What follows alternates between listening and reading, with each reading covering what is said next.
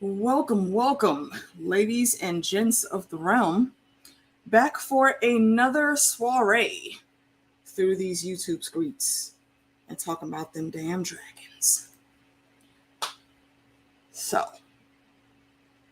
I want to really go off like I went off last night, like when Meeks gave me an impromptu after show that I didn't plan on doing, but we'll hold off. We'll hold off. And we will start with our guest. We have Mr. John DelVento. You might remember him from the Creatives Guild back in the day. He is back now. It's been a while since he's been on with us, and I'm so happy he is here. John, say what's good to the realm. Hey, what's up, Realm? Hi, everybody. It's very nice to be back streaming and talking about this amazing world. It's awesome. Yeah, I used to do the Creatives Guild. That was a great little show we did at kind of the end of Game of Thrones with Shadowcat Bex and Costume Company. That was a great little thing. Sadly, we all got real busy, and kind of maybe we'll get that started again. You never know. But I do, some music of my own. I'm a composer. I love writing music for, reality. TV is kind of what I do. But I love analyzing shows when I can. And this world has been a great little side shindig, and I appreciate being able to come on again. I kind of focus on the music, but I love everything. I love everything about this world and all the content creators. It's great to see everybody. It's been a while. I missed y'all, and it's been a great few episodes. I appreciate the invitations. Great to see everybody in the chat. And yeah, let's have a good chat. That's my intro. Is that all right? It's been a while. Absolutely. And the realm has missed you too, man. Don't think anybody has forgotten about you in these streets out here. We remember the good folks, and folks are saying, what's up to JD? I don't see JD's name in here, so maybe I pissed him off and he blocked me for some reason. But if you are in here, JD, hey, I don't know why I can't see your name. YouTube don't want us to be great and don't want us to communicate tonight, apparently. But anywho's, I'm always back with the ladies. Lady D, say hello, por favor. Are you unmuted? Hello to the people. Yes, I unmuted. Can you hear me now? Mm-hmm. Can you hear me Yes. now? Pull it down. Yes. Hi, guys. We're back. It's so exciting. This episode was pretty cool. I have a lot of things to talk about. I've got a lot of tinfoil out there, and I'll go ahead and say it. I was happy to see him kill Rhea Royce. I knew he did it. I knew it. You read it and you're like, oh, so she just died, huh? She just happened to die, and you make it back to King's Landing, huh? Makes perfect sense. So it was good to see another one of those things that we get to say, okay, in the books, it didn't explicitly tell us this, but we were thinking, or maybe, or how did this come about? And boom, here's the reality. There it is. He killed her. He killed her dead. And I will say, oh, good Lord. Okay. Thank you. Is this a test of the emergency alert system? Right. Actually, a stolen child. Somebody snatched a child. I have two phones, y'all. Hold on. Another hurricane. I have mine on. Shut up. Mine's is on. Shut the hell up. So. That's a setting that needs to be a thing. Just shut up. Oh, Lord. So I think they thought I was JD. So I'd love to be JD. That's nice. Oh, okay. Okay. Yeah. John is JDV, not JD. Yeah, I do go by JDV. See y'all. Y'all forget that quick. We actually have a JD. Don't do that. Oh, but I fully and firmly agree. I'm a little bit mad about what they did with Lady Rhea, but I'll get on that once it's my turn. I ain't gonna jump ahead. Meeks, like you're probably one of the. Well, no, actually, all three of y'all probably have a busier life than I do. You have like all the things, so go on and say hi and tell the fuck what you're doing. Hey y'all, if y'all want to watch stuff, my channel. I got too much. Short, simple, and to the point. I'm tired.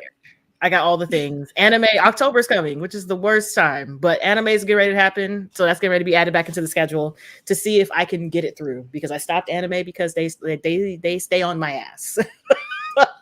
Oh, they block hard. They coming for my ass. So I got to figure it out. But yeah, y'all know what I'm watching. You know what it is. Go there. Grim. Child, too much. Also, CC, I'm leaving you on the screen because I got beef. Yeah. Innocent until proven guilty. Stop it. You stop it right now. It's the same Jamie Lannister shit. I mean, technically we saw the attempted part. We didn't see the actual murder. we saw the attempted part, and we saw that when my girl knew she wasn't gonna be long for this world anyway, she went out swinging. Bitch, I knew you couldn't finish. Child, that's what I'm saying. Get your lick in. Look, she got that one more last shot in, and Daemon cannot handle it. You might as well talk your shit. You knew where you was going. Let me stay in turn, though. Let me stay in turn. John, always our guests are up first, so go ahead. For anyone that might be new to the chats, I don't always go beat by beat throughout the episode. Pretty much everybody else does that. So me and my guests, we just pick some big points throughout the episode that we liked, and we talk about that, and the convo goes from there. So John, kick us off. What's your your 3 big things that went on that stuck with you for the episode? I appreciate that you honor guest right. I feel very welcome. I love that I'm going first here. This is nice. You honor the old ways. This is great. Always. We are always for the old gods. I like, I will start talking about the music first, because I apologize. Usually on these streams, I would be in my studio with my piano. I could play a little bit. I was surprised you're not with the setup. Yeah, I'm having some technical difficulties in the studio these days. I have the actual repairman coming in. It's an interesting, interesting process. So my studio's busted, but I'd love to. Yeah, go ahead. Real quick, John. Yeah. Actually, for you guys that again may not know or have not seen John before when he was with Creatives Guild, when I say he works with music, you've probably heard some of his music in shows that you've watched. You just didn't know it was him. So my boy is about that life, is what I'm saying. Go ahead, John. Yeah, I appreciate it. I do a lot of music. And sadly, when my whole rig is messed up, it's like sad. I'm like losing my child, but we'll fix it up. And hopefully the next couple episodes, because I'd love to play this new theme. There hasn't been a lot of music in this show, honestly. I noticed, but this episode had a lot, which is what I'll talk about. But the new theme is called Prince That Was Promised, and I love it. It's very nice. It's got the strings like Game of Thrones style strings, and it uses the piano, which is a very rare instrument in Game of Thrones. It was only used that couple times, like, the Light of the Seven. And that was really it. So, to use it right early was really interesting. My last name is DelVento. So that's my last name. His channel description is in the it is in the description below. You can click on that, find his links real easy. Definitely follow him. Yeah. A Winter's Lady. Yeah, I have done some trailer music, so maybe you saw some of that, but that's cool. Yeah. The World of Nerds is awesome. I always got to stop the show when the family comes through. What's up, big cuz? Hugs and kisses. Saw you and the boys went to see The Woman King the other night. Glad you enjoyed it. I was just talking about that today with my I have a close friend that's actually from Brazil, and it actually premiered in Brazil. She was telling me about it. That's all. But yeah, I would love to play that theme for you, Prince That Was Promised. It was great because that's kind of become awesome. Rhaenyra's theme, I noticed. And in this episode was the first thing I wanted to highlight. Like musically, she's the one character right now that has a very strong theme. She's the only character that has a theme. The only one. Which is very interesting to me. So she's like, how like Game of Thrones was sort of the story of the Starks overall. Like I feel like there's a central focus. So like House of the Dragon, I think the real focus is like Rhaenyra's perspective in a lot of this, which is interesting. And musically, so far, whenever I hear these couple notes, it's because the composer of this show is so good. You could hear like a couple notes and you know what house it's from, what theme so she has this very strong theme. The cool part about music is that it's very subconscious, or like the stuff we talk about on Creatives Guild, like Heidi will talk about the costumes and all these deep things. They're meant to be subconscious. The Creatives Guild, you three together were like a gold mine, man. That was fun. We would go for 3 hours with like 10 people on the stream, just like, all right, let's zoom in on this button on the costume and talk about this. And we would just go on. That was a good time. But we got to bring it back. We got to bring it back. Fingers crossed, y'all got my vote. Please do. Let's do it. But yeah, I think this in the chat is. I was going to mention this Winter's Lady. This is really really a good point. I'm wondering if that theme is going to be carried on for the quote unquote older versions of the characters, or if it's going to be a little more fleshed out, or maybe they're being a little more lenient on the music early, which is surprising to me. But I really noticed in this episode, my number one thing is that Rhaenyra just has a great musical soundscape to her, and it's really interesting, especially during her wedding. There's so much music going on. If you rewatch it, you'll hear it, and there's a lot of different emotions. You know, the music's really good at that, like subconsciously kind of leading you, you know, into what she's thinking. That was my number one thing. My number two thing is I'm surprised how much of an Otto Hightower fan I'm becoming. Like, it's just like, so. I'm sorry, What? I'm turning. I was pro Daemon, anti Otto. I'm totally, Otto got screwed. What? Free Otto. He screwed himself. That's what happens when you scheme too hard. I don't think he was scheming. He was not Yes, scheming. he couldn't shut up. Like, sir, if you just sat down and ate your food, the realm would have agreed with you regardless. Like, they don't want Rhaenyra. They wanted the little baby because he was a man. I didn't think this was happening. I thought I was. Sorry, I'm no fan of Otto. All he had to do was sit there and eat his food. He could have just sat there and sipped his tea, but he couldn't do that. That's all he had to do. Gaslit his daughter? Get out of here. It's a nice George R. R. Martin character. That'll be the neutral way to say it. It's a nice. I'm just saying that, like, father. Oh Lord. No, he gaslit the hell out of her in that hug. He couldn't even say I love you. He was like, "It's your fault I left. It's your fault. You picked this side and it wasn't some mine." advice too. I mean, he was saying, like, he was telling her straight up, like, you got to prepare this kid to be the king. You know, shit's gonna go down. Like, shit, Otto knows what's going on. Otto planted the usurping seed, bro. That is not. He did not plant this. I think a lot of the whole theory. Sent her in his room the night of the freaking funeral. She wasn't even all the way cooled down from the funeral pyre yet. Yeah, but I think didn't they release an interview after, like, both of them were saying that, like, it wasn't even about, like, sex or anything. It wasn't even about really. Of course not. He couldn't be about sex because he can't marry somebody who's not a virgina. You know what I'm saying? The king has to be a virgina, so she has to sit there and be prim and proper and showing her décolletage. Like, look at these, look at this, look at me. I just don't think it's a whole conspiracy. Like, the way Viserys was so paranoid about it, like, he created this conspiracy. I don't think Otto is this conspiring guy. He's the second in line of his house. I really think he was a pretty noble hand overall, and I discovered it this episode. That's my number two. Wow. I actually thought this viewpoint was maybe a little more common. I don't know. Wow. Maybe Not I'm over on here, Facebook, though. Not in these streets. Oh no. I can hear the streets calling. I feel like this is the first time we've ever disagreed this much on the actions of a character. And yeah, because I don't like Otto. Fuck that dude. Yeah, that's what he's doing. Otto has been causing problems since day one. Just like, you know what, that damn house he comes from, House Hightower, has been causing problems. Did he pimp his daughter out? Who makes the marriage? The father doesn't. How did he pimp his? He sent her ass in there. He sent her in there. She got married. Come there, comfort the king. Put on your mom's dress first. Go put on your mommy's shoes. He literally fancied her. Okay, he literally Reba McEntire fancied her. I don't think there's any evidence that was any. He hadn't put his mother's mother's dress.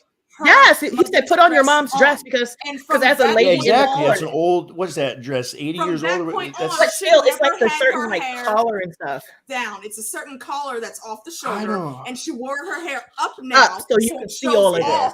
No, I see that sensuality. Yeah. No. I'm just saying. By this episode, I felt myself, sympathizing a little bit more with Otto than I probably thought. That's it. I was sad. Yeah, Scott's showing us the way here. Yeah. The way this episode, the way you feel. I'm not gonna ride too hard on it, but yeah, I wholeheartedly disagree. I think he was just sad because he realized that the shenanigans he pulled left him from his daughter. Like, he was like, damn, now she really about to be by herself. Can't control that anymore. Exactly. And I'm just like, well, sir, be better. Well, I think I think the whole Hightower family is about to pull some shit right now, right? Oh no, they definitely are. They've been pulling shit. They're just all Game of Thrones. All this world is taking care of your family. Looking like the way we used to worship the Lannisters. I'm just kind of starting to for some people, just like how some people are really into these certain families. I just started sympathizing a little more with the Hightowers this episode. That's all I'm saying. And I got sad watching Otto leave. It was the Wasn't voice all the of way correct. listen Chris. in the council meetings. Who's always bringing the wisdom? Who's bringing a lot of the good points? Lionel Who's Strong. Lionel Strong is the scheming one. That's No, the he's one not. that- He is the one. He hasn't schemed my- anything. That's he tries to he give has you not John right is in- watching a solid totally different advice. show than us, He y'all. gives non-advice. He's No, he like gives watching solid Bridge advice. Door. He was like, He hey, gives don't pick solid Allison advice. Hightower because you know the shit it's going to cause. What does he do? Pick Allison. He was like, okay, you know, And how Rhaenyra much needs shit a that hand, costs right? for She that? needs a partner. So you know who you need to pick? Valerian. He was like, House Valerian. He was like, I don't know about that. The one time she forced his hand into making the decision. It was the decision that Lionel Strong said. Lionel Strong has all the tea. He is in it for the realm. He's not in it for his family. Otherwise, he would have pushed his delectably handsome son. His thick Easily. neck. He He ripped that very rabbit easily skin off. could have He pushed punched his that man. He monkey punched that man out with one hit. Who wouldn't want that I man? think Lionel What Strong did Lionel is. tell him? Lionel said, no, I'm going to give you the same advice I gave you a few years ago when you ignored me, and my reasoning remains the same. House Valerian, the only other house in the realm with old Valyrian blood. House Valerian, the only other house in the realm with dragon riders. It makes And the richest sense. house. I mean, And is what that like a happened? brilliant Because insight? Yes. Anybody No, on the listen. council could say that. Nobody did. Otto didn't because he was like, I want you to marry my daughter. Because he sees through all. He's got that Peter No. Baelish skill. He sees through. Peter Baelish got all his the throat different- for being messy. I'm ready, Otto. I want your throat. Nah, bro. Nah, you're not gonna win us I know. over on that. Oh, I need to get another bottle of wine if we're going to continue this line. Right, I was about to say I was only planning on drinking this little cup, but I might have to refill. Cause oh boy, we starting off with a doozy here, folks. You yeah, know drink what? a little I like more. the discourse, It'll so open come up on, that bring heart, it. and we will start sympathizing for one of the greatest hands of the king the realm has ever known, Sir Otto Hightower. I drank a little more and my heart's not open. At all. I think it closed. I think it was a great hand. That's it. I don't know. That's my number 2. That's just my number 2. All right, that's just my number 2. So, oh my god. Hey, Mushroom. Hey, we wouldn't have a lot of these stories if it wasn't for Mushroom's If it wasn't recollection for of history. Mushroom making up shit. Yeah, they Mushroom's tried to a say great that the little source. guy who was playing the instrument was Mushroom. They tried to make hints of that. I was like, I don't Oh, really? know. I didn't know that. That's interesting. Yeah, I was Right, like, exactly. Mushroom's troll level was amazing. I can't. I don't believe. You half see the Scott things Gray that watch. Mushroom He got says. jokes, but I feel like if you say this, What's that talking we're gonna about? go What did get he another say? bottle. If you say it, I'm gonna get up and get another bottle. I'm gonna have to cut you from the stream if we go in there. No, my last point is just is about the king. Is King Viserys? It's just not even independent. Just the observation of the episode, how well they're doing his demise. You know, Yeah. I really enjoyed that. Absolutely, He's more of a absolutely.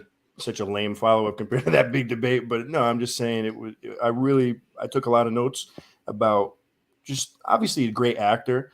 You know, great acting. Patty Considine. is knocking it out. He's the just park. falling over and stuff, and the blood and the rats coming up and feasting on the thick blood. That rat. Oh, dude, that was crazy. King Patch. That's what I'm calling him from now on, King Patch. And I really hope that since Allison is on her grown woman, I'm pissed off at my ex because she cheated on me. So that she gonna be looking at King Patch like, no, tell the king I will not be summoned to his chamber tonight. I don't feel like it. I'm busy. The hour is late. The hour is late. You know, The hour is late, and my king needs a nap. yes, my queen. You know. And I wonder if some of that herbal stuff would have helped the arm. You know, Yes, the Grand Maester was like, fuck that stuff. Think. You know, That's why the Maester was like, "No, we ain't gonna do that." The Maester was like, "Nah." But I don't think they're healing him at all. No, I think they've just been poisoning him. Oh no, that's why the Maester was like, "No, we get them leeches. Yep. Grab them. He loves Let's them." try this one thing that ain't gonna help at all. the king. But yeah, likes because I agree with you. leeches. When it comes to the asshole Cole, he's basically the Westeros version of what happens to a fuckboy nice guy when he gets his heart broken. Come on. See, more good advice that Otto gave Rhaenyra is, okay, you pick these dignified tournament nights, you know, these castle kind of characters. They know how to keep it. Rhaenyra, I need someone with fighting experience. Otto said, okay, my queen. And another good piece of advice So from you Otto wouldn't Hightower. have picked If you were in her shoes, you wouldn't have picked a guard with actual I fighting would still experience. pick You him. would I have picked would a have turning picked. knight. You don't need fighting experience. You need someone that knows all those lordly nonsense things. And Kristen couldn't Not when it I comes don't to know. saving my damn life. Hell no. You better Or know my how to dad's scrap. life. Like, I need you on point. Hell Let my fucking dad no. die because one of y'all was slipping. Right. Oh, tournament You don't knight get still to got be no enough flashy skills. turning knight. When it comes to choosing my guard, I'm not choosing Sol Loris of the Flowers. That motherfucker is a flashy turning knight. I'm choosing Brienne of Loris can Tarth fight. that knows how to fight some shit Yeah, in real time. But then Come on. Brienne is going to he cause a knows how to fight, scene, but who and beat him? you know, He knows how to fight, but who beat him? Brienne. yeah, Brienne tried, yeah. Don't come at me with that, John. Hey, Like, at this point, I wonder how many kids they have with Tormund. I wonder if they've taken over the world yet. I please No. redo. Please redo. Please redo season The 6, way- 7, and 8. I know that's the The way spinoff I want. Tormund- Tormund Oh my and gosh, Brienne. Tormund yes. was looking at her Come during on. the feast at Winterfell. That's true. He was like, though. "That's a Like, big girl, woman." Look, girl, this could be me and you right here. Come on. Mhm. He's, I will gladly let you She-Hulk me, What's the lift me first up into the question? bedroom. Come on, One girl, of my lift favorite me. lines. One of my favorite lines after they came back from their dumbass expedition. Tormund just looked around the courtyard like, "Is the big woman still here? It's the Did I big miss woman. her?" A big woman. Oh my gosh, I love it. You know Okay, her. but yeah, these are the tangents that we go on, John, when we Those get into are the my scheme of three. things. You know, I really didn't think the Otto opinion was that much of a hot take, but hey. Absolutely, he's a He's a scheming dog. He's a scheming bro. thing. That's Like, he House plays the game Hightower well. all day. like you And could it's not tell even he was him. up to shit. When It's not even just him. He's being pulled by his brother, who's Yes. in charge, That's what I'm saying, and yeah. in turn, he's pulling the what's going on strings with of this his guy. daughter. yes, his brother's out here being messy just along with him, and I'm just like, you could tell Yep. that he was about that mess in, was it episode 1 when Corlys had pitched his daughter, even though she was like 9. I don't care if they say she was 12. She Yeah. ain't 12. She was 9. I know what a 9-year-old looks like. She was 9, and he thought that the king was going to choose her, and he chose Alicent. Was that episode 1 or 2? I can't remember. I believe it was episode 2. That was episode 2, I think. Wait, Yeah. was it? Yeah, Yeah. yeah. Because That at was the end of that, when Corlys was like sitting there, he got his chest up like, okay, he's gonna pick my daughter, and they picked Alicent, and you saw Otto looking at him like, Yo, and then when it panned over and we saw Rhaenyra's face. See that right there? And I know a lot of folks are gonna say, you know, in the whole jilted lovers thing, well, Rhaenyra started it because she cheated. Nah, the bitch did that first. yeah, like you You my had dad. a I whole don't 6-7 months to try to tell me what was anything. going on. Y'all could have both came and talked to me, but you chose to hide everything, and then you just splattered out. Because what was she even doing in a small council meeting? She ain't supposed to be there for what? Yeah, I'd have been confused. I'd have been like, why my friend here? Hey girl, what we doing? And She talked to not give her any type of heads up first, Nothing. bro, you Nothing. slipping, both of y'all. And So that's how I the knew only reason before the he sign. did it is because he wanted to bang. He would have had to wait to bang Lena. He didn't have to wait to bang Alicent. That's how you know, again, Viserys, you a fuckboy. King Patches, that's what you are right now.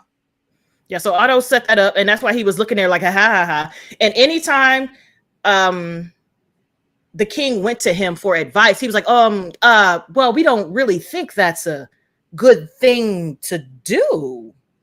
Which is exactly Right? why he had the attitude And I'm like, towards yes. Daemon that he It Why wasn't a would you good not thing to do. join Yeah. 2 houses to make it secure? Why would you not? Because he It's wanted about- his legacy. He wanted his bloodline on the throne for whatever reason. I don't know, dog, because you gonna die. Exactly, You're dead. because I don't understand. I don't think that. I don't think your John. daughter's kid, your grandchild, being like king. I don't think that's really going to do anything to the Hightower. So I never really understood It that. elevates Hold the on. whole Yeah. house. a just like the little Lannister bit, It, you know? it elevates the whole house, but also Yeah. more importantly, let's look at the full Targaryen That's the magic Game of side Thrones, this. right? It's about keeping the bloodlines pure, not just to keep them pure and be a hoity-toity bougie Valyrian.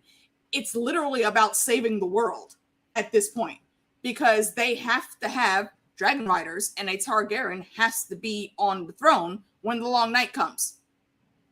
So if you're really about keeping those bloodlines pure, House Valyrian should be your only option every time, unless you absolutely have to switch up. And if you do, then yeah, you do want to go to either the Vale or the North, because they have the strongest magic blood after the Valyrians. So Yeah, but he already named Rhaenyra the successor, right? So I think that's the whole thing, is he could have married whoever. He already knew who his successor was. That child was never going to be king. I think that was he didn't put enough bass in his voice on that one. Wait a minute. What the tournament not the tournament, the hunt episode, he confessed to Alicent when he was drunk. Like, he said, listen, the only reason I did that was because I thought that I wasn't going to have any more kids. I thought that it was it for me. I thought that she was the only one I was going to have. I didn't think I was going to get remarried, and now I'm remarried and we have our sons. And now I'm like, shit, do I stay with it or do I switch? I mean, everybody wants me to switch. I want to switch, but what would that do for her? I picked her for a reason. So he even admitted to Rhaenyra, like, hey, I wavered a bit, but I'm going to stand firm in my statement. As firm as he can. Yeah, he's been pretty firm. Yeah. But Otto knows it's going to lead to war. Everybody knows it's going to lead to war. So I think, and Otto is like ready for it. It's not only I'm going through the advantage of my family, like it's every cheesy thing. I'm Varys, like I'm doing it for the realm. Like I really think he thinks it's better for the realm, because he knows something about these Targaryens. He knows that there's something going. These kids are dying. They're sick. There's something. He knows there's something wrong here. So he's not only preserving his. I think he wants what's best for the realm. He wants Viserys to have a child that's not going to die. So I think there's a lot there. You know. Question: do you think he knows about the prophecy? Like, do you think he knows and cares about the prophecy? Otto? I don't think Otto does. I don't think that seems to be just a Targaryen. Yeah, that's what I'm thinking. Because I'm like, if he knew that, do you think that he would push so hard for it, or he would still be like, well, I mean, my kid is half, or my grandchild is half, so I don't know. I feel like the Maester is pushing the house Hightower into this mess. The Maesters are creatures of the Hightowers. Yeah, they are in Old Town. I think it's the reverse. I think Hightowers are the creatures of the Maesters. That's what I think, because Maesters be running shit. So they're telling their little kids, like, hey, how about you go in here and do this? And he's telling Otto that through his brother, who is all up in Old Town, because that's where he is. He is the Lord of Hightower. That's a good point, because in that first episode, he doesn't say send this message to my brother. He says send it to Old Town. Bypasses that's hell. But he's still also part of the conspiracy to get his blood on there. Like, he doesn't know what's going on, except for he needs to get his blood on the throne for some reason. Like, it's that's disgusting. Y'all team greens, man. That is disgusting. Okay, that's gross. Yeah, let's just go and get that off the screen. I love that one lord. I forget, like the drama lord. Highly likely the drama lord. The clubfoot. What's his name? Little wormy guy's like, she's wearing green. That means it's like he knows. Larys. Yeah, Larys. Larys. Okay, from House Strong. Yes, he's the other son. Yeah, yep. He just knew she was wearing green. He knew. Is he already the Master of Whispers? I think so, because you got to think about it. Like he already is. How did he know about the tea? He slid up to her from the Maesters. He slid up to her like, "Hey, Alicent, how is Rhaenyra? Does she feel good? Her tummy better?" Because of the tea. Like, yo, hold on, who is paying you, bro? And she was like, "Why are you here?" She's like, "This is the Godswood." It's like, "Why are you in my spot?" And then he laid out the information, and she was like, "What? The tea? What tea? Everybody knew about the tea but me? Oh no, She seemed to put it right together after that too. Oh yeah, she was livid. I almost feel bad for her, but I'm like, ma'am, you set yourself up for this.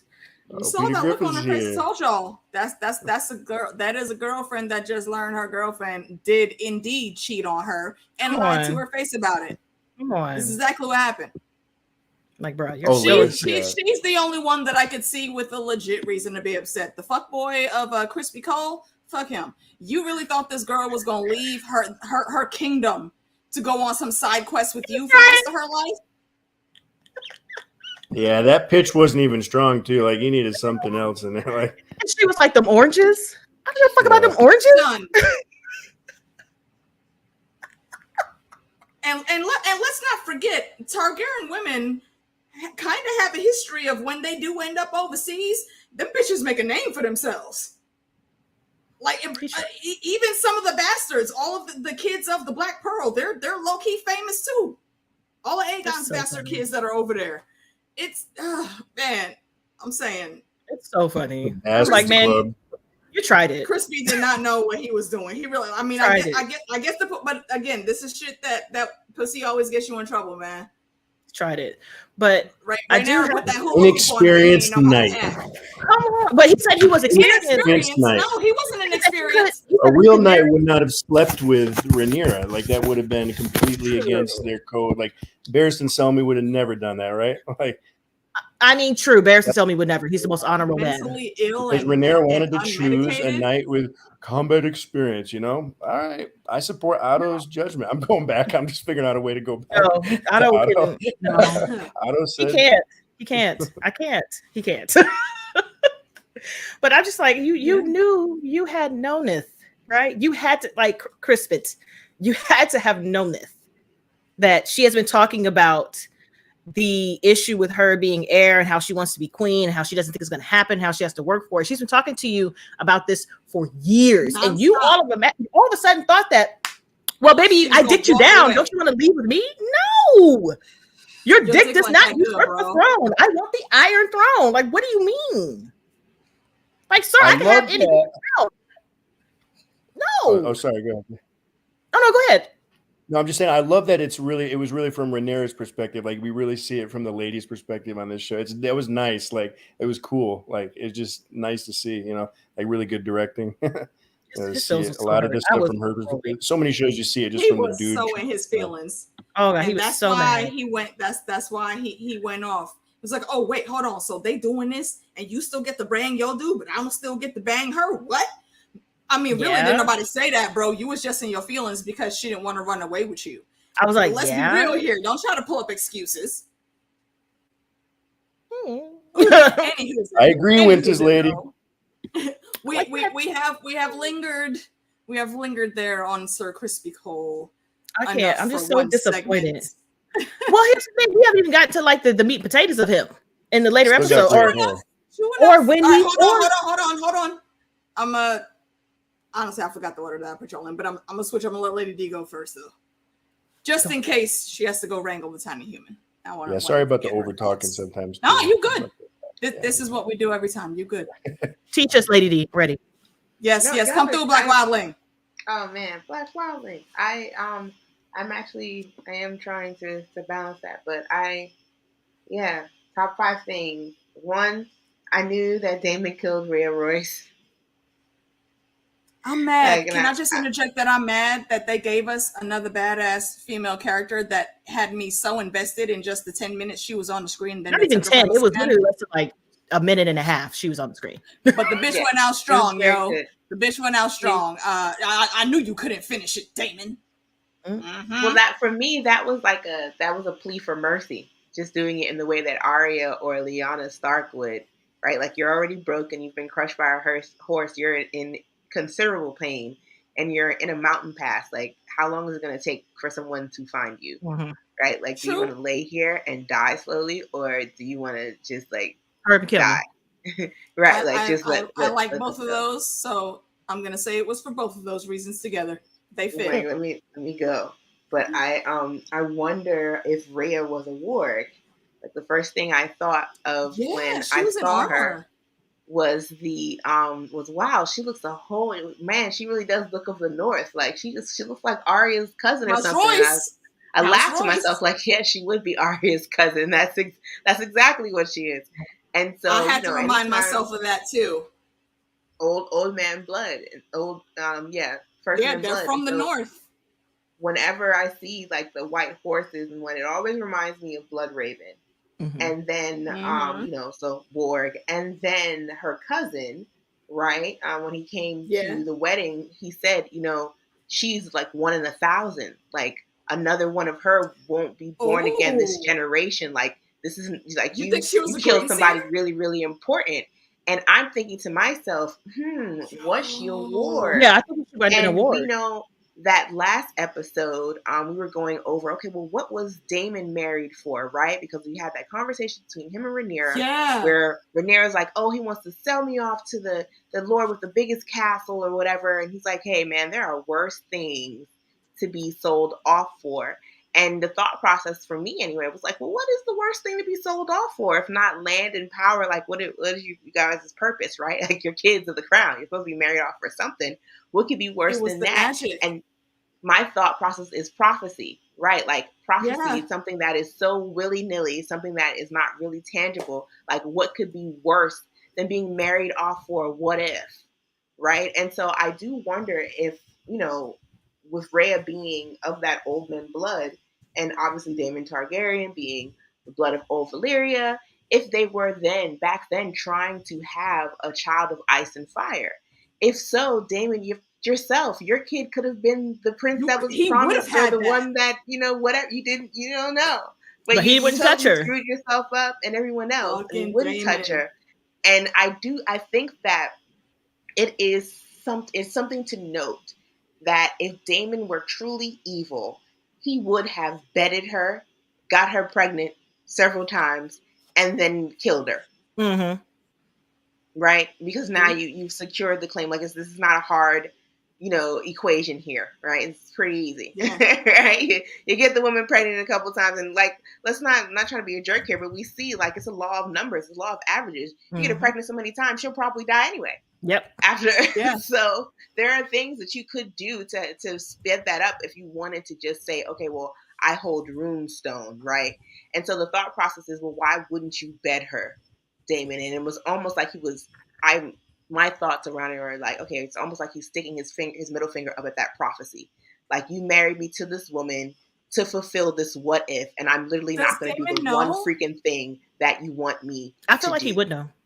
I do think that he knows. And the reason why is because I feel like once you get to a certain age, and I mean, I could be wrong, but I feel like once you get to a certain age in the family, like, we talk about succession and whatnot, but I mean, it is what it is. You're a bunch of boys and you're a bunch of older women and whatever else around. Like, I know how my cousins are, my male cousins are. They're freaking crazy. And then, you know, I see how they are with guns and stuff, right? Like, oh, look at this sight I put on my AK. Look at this thing that I put here. Look at this. Yeah. So you telling me you have this freaking dagger from the fucking Conqueror's age you can put in the fire and it says something, and you're not going to show that to everybody? Get out of here. Whatever. I'm about to be king. Check this out. Find my blood, bro. Like, come on. Like, you're going to do it.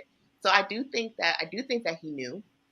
I think that they all knew. I think that Rhaenyra was late to know because she was just coming of age. Remember, she was turning 16 when that happened. So I think that I think they all know at a certain point, and it would be good for succession anyway, just in case somebody dies and you don't tell them. No one else knows. So I think that I do think that they know. And I just wonder if that was his way of sticking his middle finger up at everybody, including the prophecy, and just refusing to do the one thing that you had one job, Daemon. Get Rhea Royce pregnant so we can see if it's a child of ice and fire. If we can see if this prophecy is true or not. And he's like, yeah, well, I'd rather have the throne. Like, why can't I marry Rhaenyra? No, Rhea Royce. One job, Damon. You really went for that last. It's the no for me. Like, no. Wait, but she's been unsullied though. Just said no. Just said no. Damn. So I think that to me, that's what I felt. I felt like it was like she was a means to an end. And realistically, if he just wanted power and he just wanted runestone, he could have had that with her. That's nothing. So I think we should focus on the fact that he didn't sleep with her. This is a Targaryen man. He did not do it for years. Like, come on. So I just thought that was interesting. I'm wondering if she was a ward. And then the second thing is no reception for the king. I loved petty. Come on, sir. Oh, it was. I don't think it was petty. I think it was strategic and smart. And here's why, right? Like, yes, Lord Corlys Velaryon is what he is, but the reality is, Rhaenys is your cousin. Your big cousin. That's your big cousin. So much so that when she sees you, Corlys is like, "Oh, your grace," and she walks in dirty as crap, just takes off the gloves and hugs you dirt and all. It's like, cousin, zero respect. Feel me? Like, there's a difference here. Like, you're not the same. Right? And so I definitely do think that it wasn't petty. It was warranted because this is the queen who never was. Like, the people still have respect for this woman. People still have a lot of respect for this family, Velaryon. Mhm. Yeah. The largest naval power in Westeros, the He said continent. half the dragons like, too. Half this the is what- dragons. and half the dragons. Half the Listen, the dragons. blood of old Valyria. Feel me? Like, y'all, It's come on. strong. It's not like the disrespect that you have shown them, right, over these years and years and years. Like, you deserve to get some of that back. Oh Lord, Damn it, CC. Lord have mercy. But yeah, the disrespect is real, and Thank I you, I Ron. love seeing it. Lord Corlys's hall, it reminded me of like the Egyptian double crowns. I don't know if you guys know what those look like with the whole. They reminded me of the Egyptian The art on the double wall. crowns, and like from like that Abyssinian age of like men, of how things used to be etched into the walls, and then the painting. So I thought it was really cool, like how they took three ancient sort of civilizations and like melted them together. Melted them there. together, I thought that was really cool.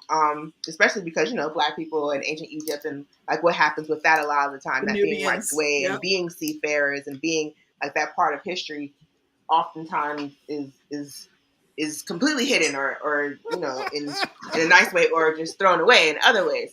So yeah, like it was really cool to see that they put that in there so that it can exist in Planetos in the way that it doesn't necessarily get to live in the real world. And I really liked being able to see that. I do agree that Rhaenys said Viserys was completely undignified. He definitely behaved as less than a king by showing up there, period, right? Going through that tempest. But not just that. Who did you have with you? Where were your attendants? Where were the people who, like, King Joffrey Joffa doesn't get off of anything without three broads holding bowls putting roses at his feet. rose petals, okay? King Joffrey Joffa does not. King Joffrey Joffa would not have shown up on Driftmark. He will literally get out the car off and of a boat. Like what? King Joffrey Joffa, the broads would have hopped off the boat with the petals on their heads and swam to the okay, and they would have thrown petals in front of the boat. You hear me? King Joffrey Joffa would never have shown up like that, right? And he did. He showed up like that, like a hat in hand, like a beggar. He really did. Where were your attendants? Where was the feast? Where was anything that would have been reminiscent of a king that you would have brought if you're the person that is bringing the proposal, right? Yep. You have offended us, cousin, family, right? You should be trying to get on our good side, and you show up with nothing but your daughter. You know what I'm saying? Yeah. Not to mention, like, who on you?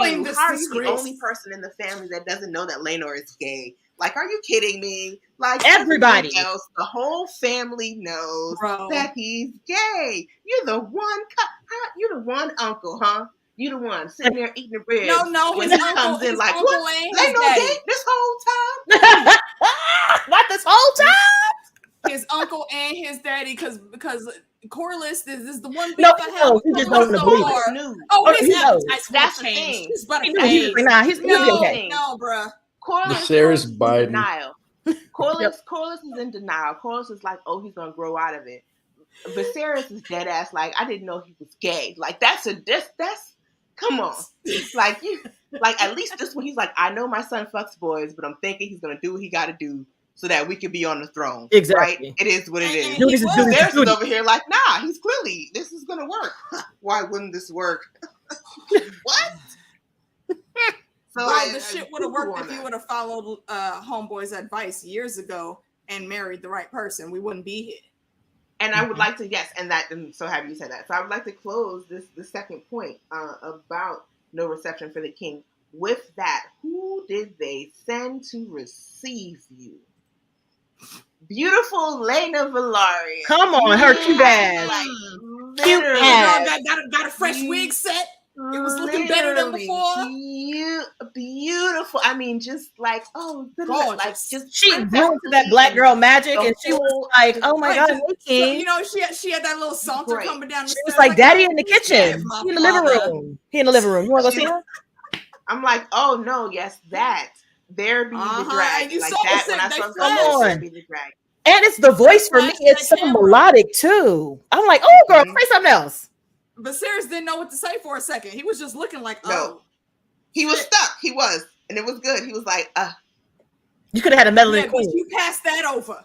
You could have had a Melanin Queen. Because you didn't want to wait. Because you couldn't keep your dick shrink wrapped for a few years to Come wait. on.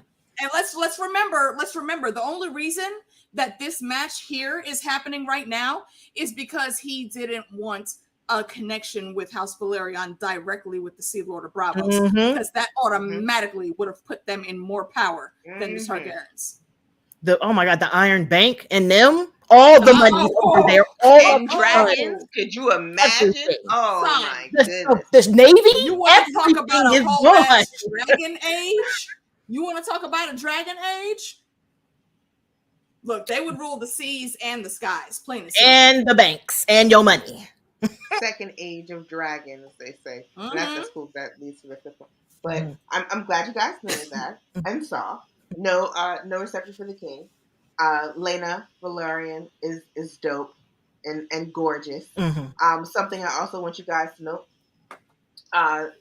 When I said I think it's crazy that Viserys didn't know that Laenor was gay. I think that it's interesting that the Hand of the King, that used to also be the Master of Whispers, didn't know that Laenor was gay. And I'm just rounding this out real quick. Not, tinfoil hats on, right? Come through. Like, it's always on. Tinfoil hats on. What would be the purpose in that? What would be the purpose in you getting? There are other Velaryon cousins. We saw them at the wedding. There were other males. There was another son. We saw him sitting at the table. He looks pretty straight to me. Like, there's other options that we have here that we could have taken in order to forge this alliance between House Velaryon and House Targaryen in a way that would not have put people in jeopardy. Rhaenys was she was absolutely right when she said, we put our son in danger here. 100%. Y'all know what he is, and you're trying to force him to be something that he's not. For the good of your house. That is the reason.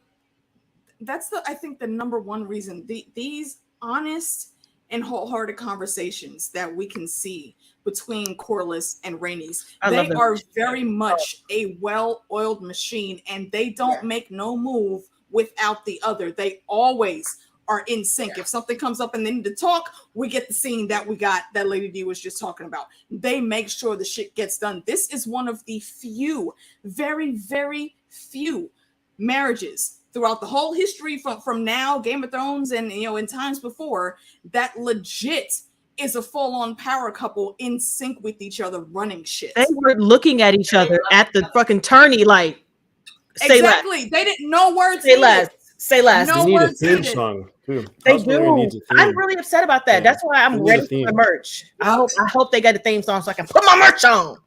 Yeah, the Greyjoys get a theme. Valyrian needs a theme. And that is why I have this background that I have. I have been waiting for this scene since this picture dropped before the show aired.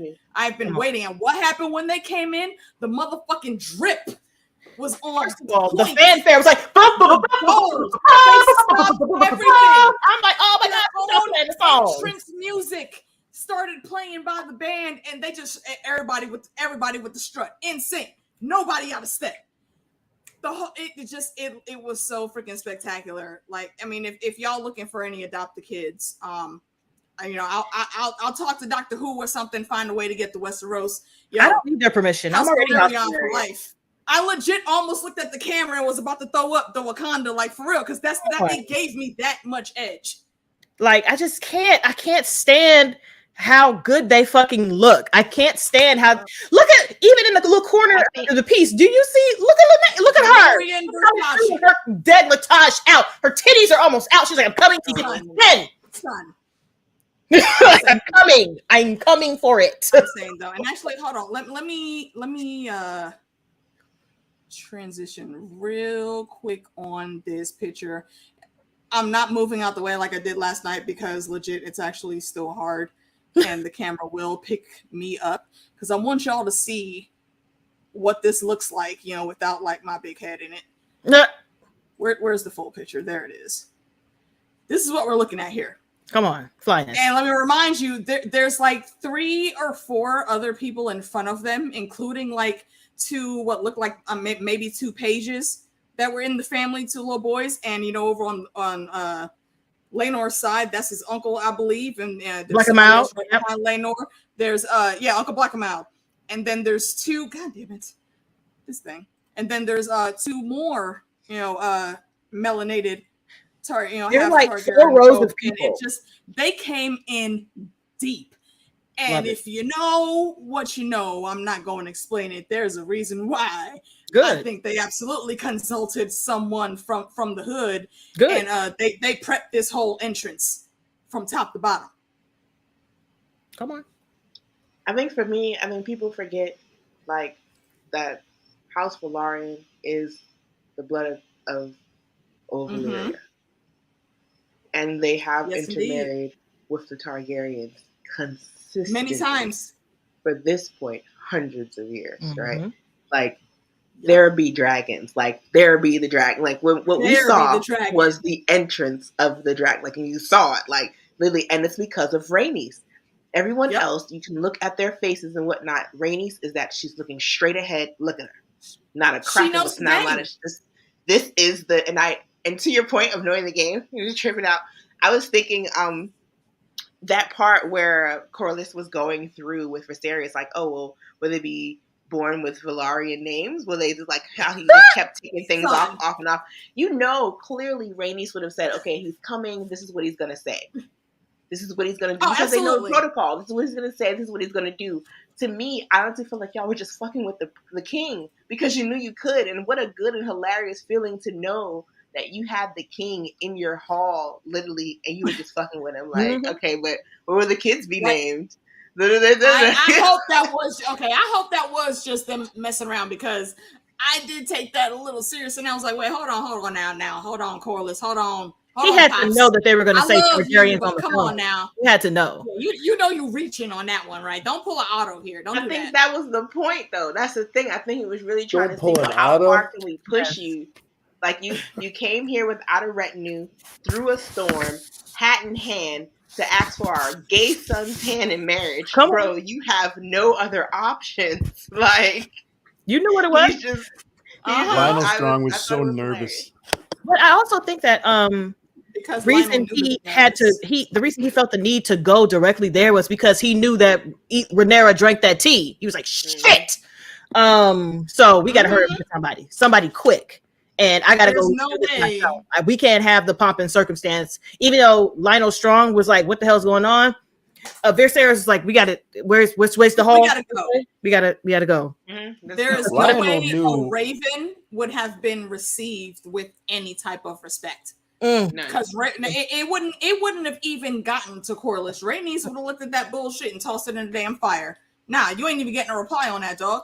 The bird would have returned to sender. It'd have been like, "What the hell? They changed the email address." Yeah, that's he doesn't have a lot of smart moments, but this was one of them. He knew he had to go there himself because he realizes he did fuck up not listening to Sir Strong many moons ago when he should have. Just saying. No, that is true, but Lionel Strong was also knew who had the decision making power. He was so nervous until Corlys was like, okay, that's like Lionel Strong was there, like, what's he gonna say? What's he gonna say? Is he gonna agree? Is he gonna agree? Like, well, yeah, he was trying to figure out if he would need to come up with some, off the cuff speech and try to pull a Davos and persuade House Velaryon to actually accept the marriage. This wasn't going to be easy by any means, and it's still not. Yeah, even though he was like, now, Mrs. Duncan, I'm not tired. I'm not tired. Go ahead, B.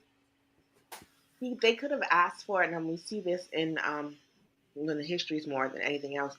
But they could have asked for a whole line of marriages. He literally could have been like, cool, yeah, I want Lena to be married to this one. I want this one to be. I want her daughter to be married. They literally could have sat them down and said, okay, you want to play these freaking games with us, cousin? Cool. sit down. We're going to write the Mhm. Greens literally out of succession completely.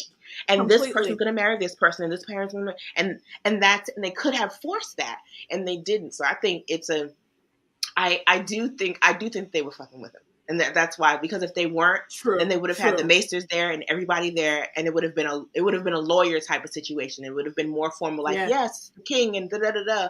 Yeah, all right. You want to marry Laenor? Let's talk about these lands over here, though. Let's talk about some of these islands. How about this narrow sea thing? I think maybe we need to figure something out over here. Like, there were concessions that could have been made on the crown's behalf if they did not even ask for it.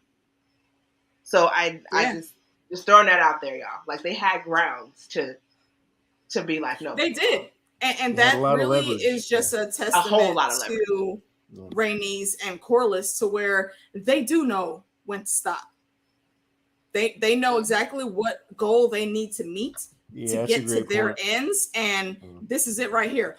Otto is trying to appease his brother and also appease his own ambition, because don't make the mistake of me saying it's Otto's brother that's controlling him, that's the reason he's the way he is. No, he's he's a bitch ass scheming bastard too.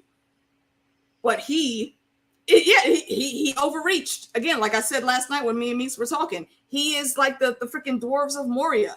He delved too greedily and too deep, and now look, you done fucked around and found out. He told the truth is all he did. He didn't really. He about Rhaenyra. Did he tell the truth? He didn't tell the truth. He was like, "Oh my gosh!" The king didn't like it and fired him because he didn't like it. He was a good hand. I swear, John is watching uncomfortable truths. Us. A good hand gives uncomfortable truths. Mad because he was like, "Listen, you could talk about like her virtue and stuff, but you're bringing my brother into it because for some reason, for him, that is a trigger. He hates it. Anytime he sees his brother talking to his daughter, he flinches visibly. So the fact that he's still scared of his older brother. The fact that Otto, no, I mean like Viserys.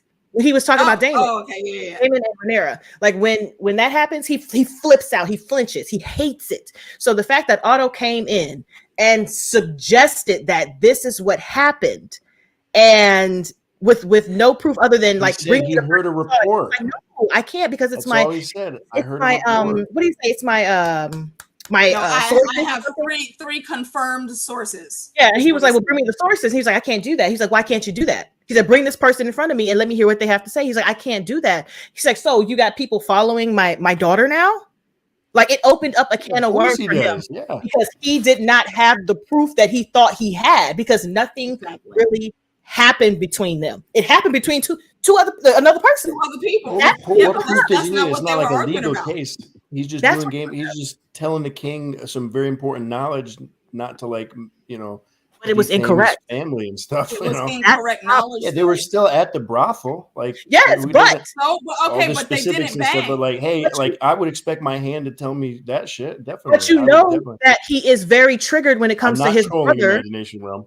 When his brother and his daughter, that's a big point, and everybody knows that because they keep trying to keep it separate. Yeah, he has that character for sure. So the fact that he went to him with inaccurate information, thinking it was the truth, not knowing that what's her name, Masari, whatever name, I would call her Masande, but that's wrong. Yeah, Masaria. The White Worm. She fed the incorrect information to the kid to get to Otto.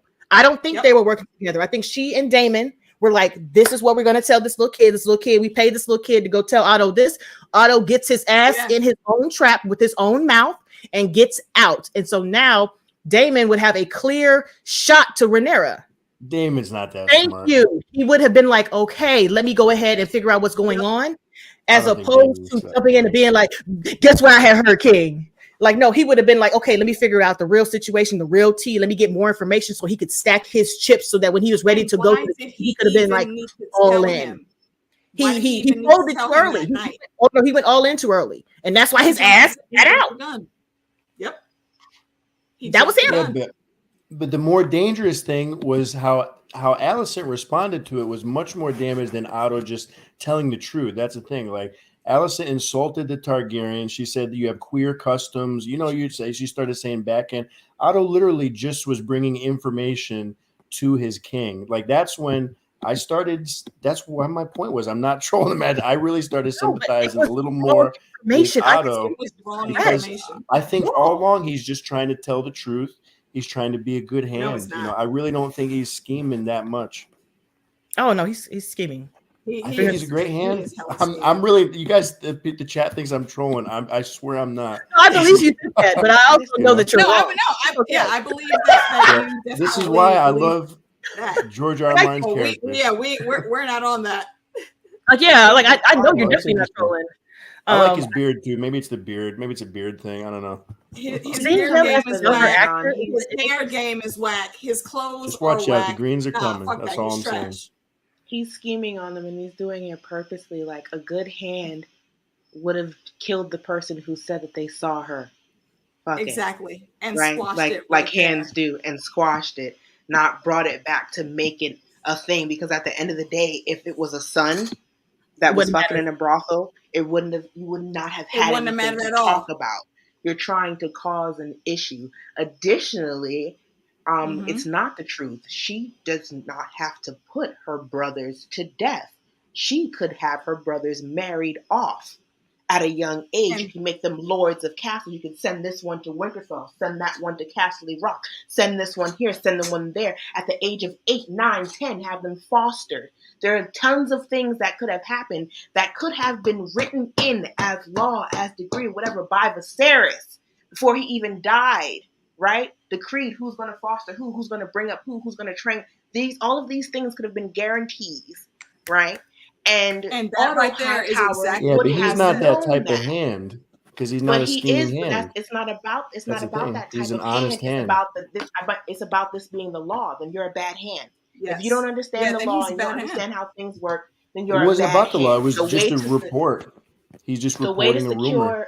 Well, that's the thing. It's not just the reporting of the rumor. It's the And reporting of Viserys the rumor. overreacted. It's the reporting of the rumor after your brother comes to you and tells you, you need to get Aegon on the throne. It's the reporting of the rumor and then reporting that rumor that was unsubstantiated. It's the reporting of that rumor, right? And then trying to force Alicent's hand to talk to Viserys to then get him to remove the secession as it is. There are a lot of things that Otto is clearly doing that is it's illustrating he knows what's someone best who for the is realm. not that's not, if you're saying that what's best for the realm is that a child of Viserys and Alicent is on the throne, I'm going to ask you why.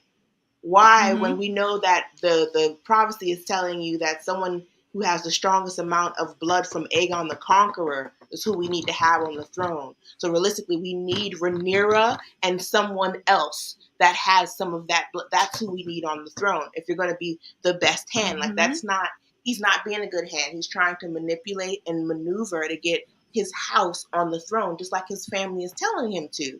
His family told him to do it, and he started doing it. You see it. His family told him, yeah, that's cute. Over and over but again. Aegon has to be on the throne. And after that, it was chunk, chunk, chunk, chunk, chunk. If she was a boy, no one would have cared that she was in a brothel. Well, he wants No a one gives living. shit. He wants a living king, a living heir. Look, is what he wanted. But you have that's one. But he the thing, realizes girl. this incest stuff has not been working. He's been seeing it firsthand, so he doesn't know the process. But he knows this thing is Otto's not thinking working. that deep.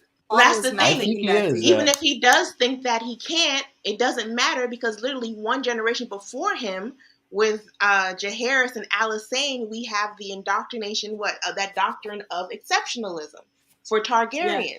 So they literally just accepted, just put into law that Targaryens are different from normal people and therefore should continue to have incest in order to keep the blood strong, yada, yada, yada. Like, this is what this, so regardless of what you believe in or not, regardless of if you believe in abortion or not, once you've been put here by the people to serve the people or to serve the realm, you have to do what the hell is best for the realm. Come on. Yeah, and his perspective, his hand is that the heir keeps dying. The heir keeps dying. I don't even think it's the keeps dying. He has not mentioned that at all. And he knows the king is dying too. And I think he's only one of the few people that really knows that. You know? No, everybody knows that. The heir isn't dying. He loves his king. I'm pretty sure he smells, and I'm pretty sure everybody can smell him dying. Pretty sure. You're saying he's not a loyal hand? Oh no, he's not. Hold on. Wait, here's one thing. Okay. I don't know. I think he's pretty loyal. Remember the hunt. At the beginning of the hunt, when they first got there, we know it's for Aegon's birthday party.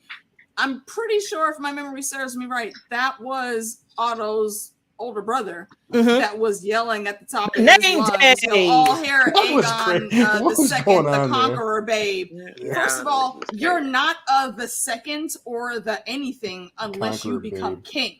So he's Mhm. already being disrespectful as Yes, fuck that was disrespectful. in Viserys' face right there. Because the named heir is already Rhaenyra.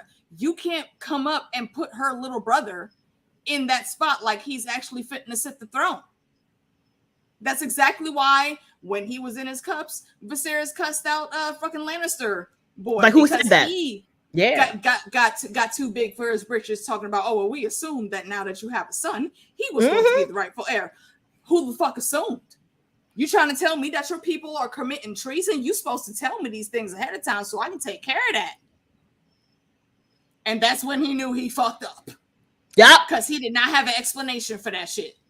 That's why we hate So Lannisters. I'm saying, Hightower's been fucking scheming. Don't let this little random innocent shit fool you. Do not, again, like I said last night when me and Meeks were talking, do not think that Alicent is just a creature of her father. No, she has been playing the game since like episode 2 on her own terms. Very and she well. cannot wait.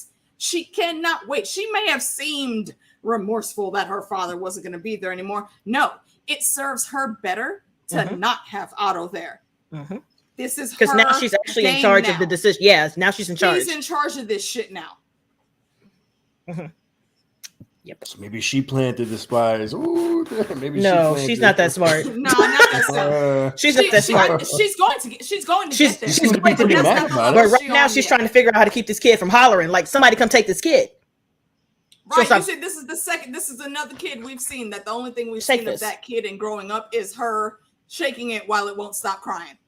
They just give it away. Come on, she's like, come get this baby. Child, I got to deal with this. I love that she decided to hold it just for the little bit of. Yeah, it's like 1, 2, 3, 4, 5 here. Sir Crispin, thank you. Yeah, she was so happy when something else came up. She's like, take him. I gotta go handle this one thing real quick. Yeah, she so really yeah. doesn't look happy. She was like, I can't do this. Continue. Sorry, we went off on that tangent. Continue with your thoughts, my lady. This is a great show, I appreciate this. No, awesome. This is fun.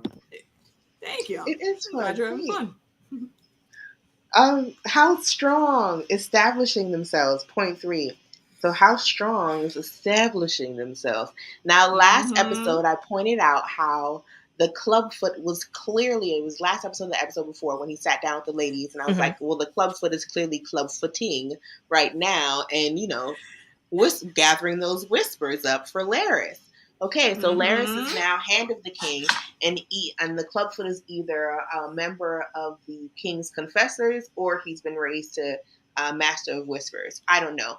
Either way, it's really interesting that he is cozying up to Alicent at the same time that his brother, Harwin Strong, is cozying up to Rhaenyra.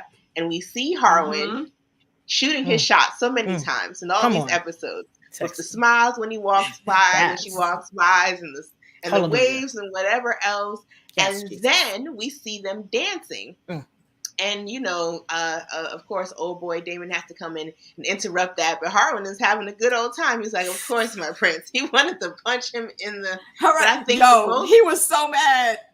He was so upset. But I think that the glaringly obvious amount of cozying up would have to be the replacement of the White Knight. You have Kristen Cole, who's clearly flipped, right? And he's no longer her White Knight.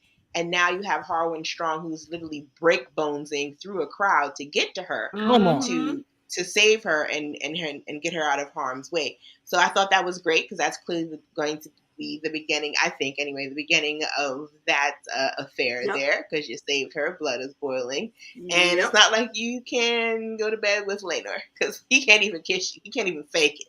So this is not gonna work.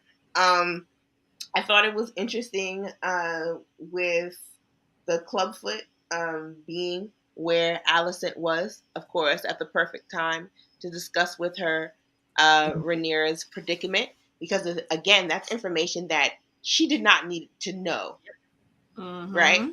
And so it's like, okay, well, who put the battery in your back to do what you're doing now to give this information to Alicent? We said too. And why? And so I thought Yep. it was really interesting, but we start to see the building out of how strong and what looks like to be what will be three factions. One faction serving the realm truly and the king. One faction that is looking at power and ascent with Alicent and the Clubfoot, because you remember after his father dies, he becomes then the heir to Harrenhal and the holder of Harrenhal, and then looking at what that relationship will soon be with Rhaenyra and Breakbones. So Yeah. I thought that was cool. Number 4, and I don't know if you guys, I haven't heard anybody talk about this, and I thought this was cool, and I'm just gonna go ahead and say it because this is for the culture. Maester Orwell is black, y'all. Come on. Did y'all peep the Maester Come on. Orwell? Yes, he was like, "Yeah, I've got the juices to make this dude okay." Yeah, no, innovative herbs, yeah. Mm-hmm. You don't want the And herbs? where he get them juices from? Yes, You know, the juices and what berries. old right juices and berries. The juices and, I'm so done with the juices and berries. Yo, hey, the juices and berries were juicing and burying, okay? Come on. Yes. And what happened? No, we're not gonna do that. Let's No, just have, absolutely not. Bring the leeches. Yeah, why would you bring the cure? What are you talking about? Nah, don't do that. Yeah, So everybody, all right, I don't know if you haven't read the book, so I don't want to spoil you, but it seems like everybody here on the call here is familiar with Orwell. So Orwell, just a quick recap on Orwell. When Orwell takes over from what is it, Mullen or whatever his name is, when Orwell takes over, Viserys starts getting better.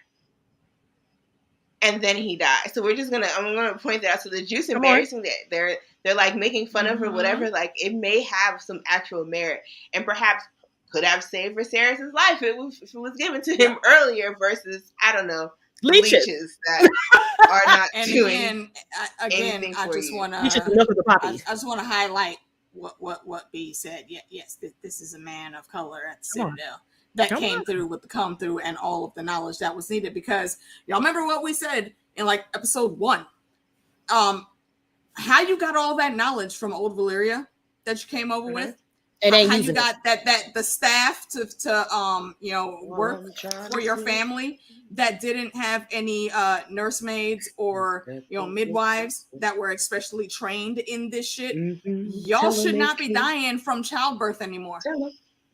Valyria was the epitome of science and magic together. They without having flying ships, they had dragons. They were literally Asgard. So I question every damn medical decision the Grey Rats make, because 9 times out of 10, they're not helping anyone but themselves. I just want y'all to remember that and take it into account. And where is the Citadel with the Maesters? In Old Town. With who? And just like and just like my homie said in Thunderdome, who run Bartertown? Who run Old Town? Come on. It ain't the king. The Hightowers. Come on. They started the Citadel. Before those invaders came in, they were there. Absolutely. So I just Orwell, remember, he did help Viserys because he actually felt better. But we're gonna see him, hopefully, right, in the series. We're gonna see him get raised to Grand Maester, right? We're gonna see him help Viserys. We're gonna see that happen. We're gonna see when when their succession is questioned, right, and they kill Lord Beesbury, and he's like, wait, let me take terms to Rhaenyra. Like, let me do this, let me do that. Like, John is the Timo of this panel. Hilarious. Yes. Hilarious. The facts. Yeah, where's Timo right now to say something great about the Lannisters? She's either at work or she's lurking in the chat. I'm like, the Lannisters don't even matter at this point. They are inconsequential until later. Like, that's why every time I see them, I was just like, ugh, fucking Lannisters. Right, like somebody. They didn't even look good yet. If it was on they look dirty and dusty. Someone brought up the idea of like a Lannister prequel I don't want it. show. The only way that I would be interested in that is if they started with all of the exploits and adventure of Lan the Clever, and then they just skip directly to young Tywin Come handling on. the reins and the Castamirs. That's Tywin was like, I'm tired House of Lannister these past. motherfucking snakes on this. I motherfucking personally planet. would like to hear the All the wisdom rest and wit of 'em, of fuck Tyrion 'em. Lannister. And a great theme song. Lannister's got a great theme. What'd you say, B? I personally would like to see an animated story based on the wisdom and wit of Tyrion Lannister. Come on. Like, come on, animate the story with the honeycomb and the dunk. Let me know. I just want That's to see. exactly what was in my head. The damn honeycomb and the fucking donkey. Oh my gosh. Peter Griffin, that's funny. Jason Lannister's stand up. That's funny. Come on. He just looks so dirty. I don't understand how someone from a like house. you're the master of whispers. You're on the small council. You. It's not like y'all don't got money. So No, he looks fine. It's Jason Lannister that is dusty. Was this Thailand? Thailand is fine. He's got like an appearance to it. But the other dirty, dusty one with the stringy hair. Yeah, all the stringy jokes. hair, So greasy. women were in charge before, they would never be on time. I think that's interesting though, because if how you are think you about insulting what the Tywin queen looked like, before she's queen? The queen and the princess, like, yeah. He really thought Viserys He was was gonna laugh salty at at the that wedding, dumbass too. joke. I know she was like, "I'm so glad I married a great man." He's sitting there like, he was so mad. Right. Yeah. I think of what Tywin looks like, and like looking at Tybalt and all that, and it's like, oh no, y'all. It makes sense that y'all look like that, and looking at Tyrion, even kind of like, okay, yeah, y'all look like that. Y'all are not that cute, which raises the questions about Jaime and his sister being rather beautiful and being bastards there. So I think that's I always thought. I know everybody likes to say that it's Tyrion, but if you look at the timelines and all the situations, it fits more that it was Jaime and Cersei that are the Mad King's kids, not Tyrion. They're the cute ones. If you look at Tywin, he wasn't like when you look at like the description of the sisters. So, like y'all aren't gorgeous like that. Y'all are okay. You're all right.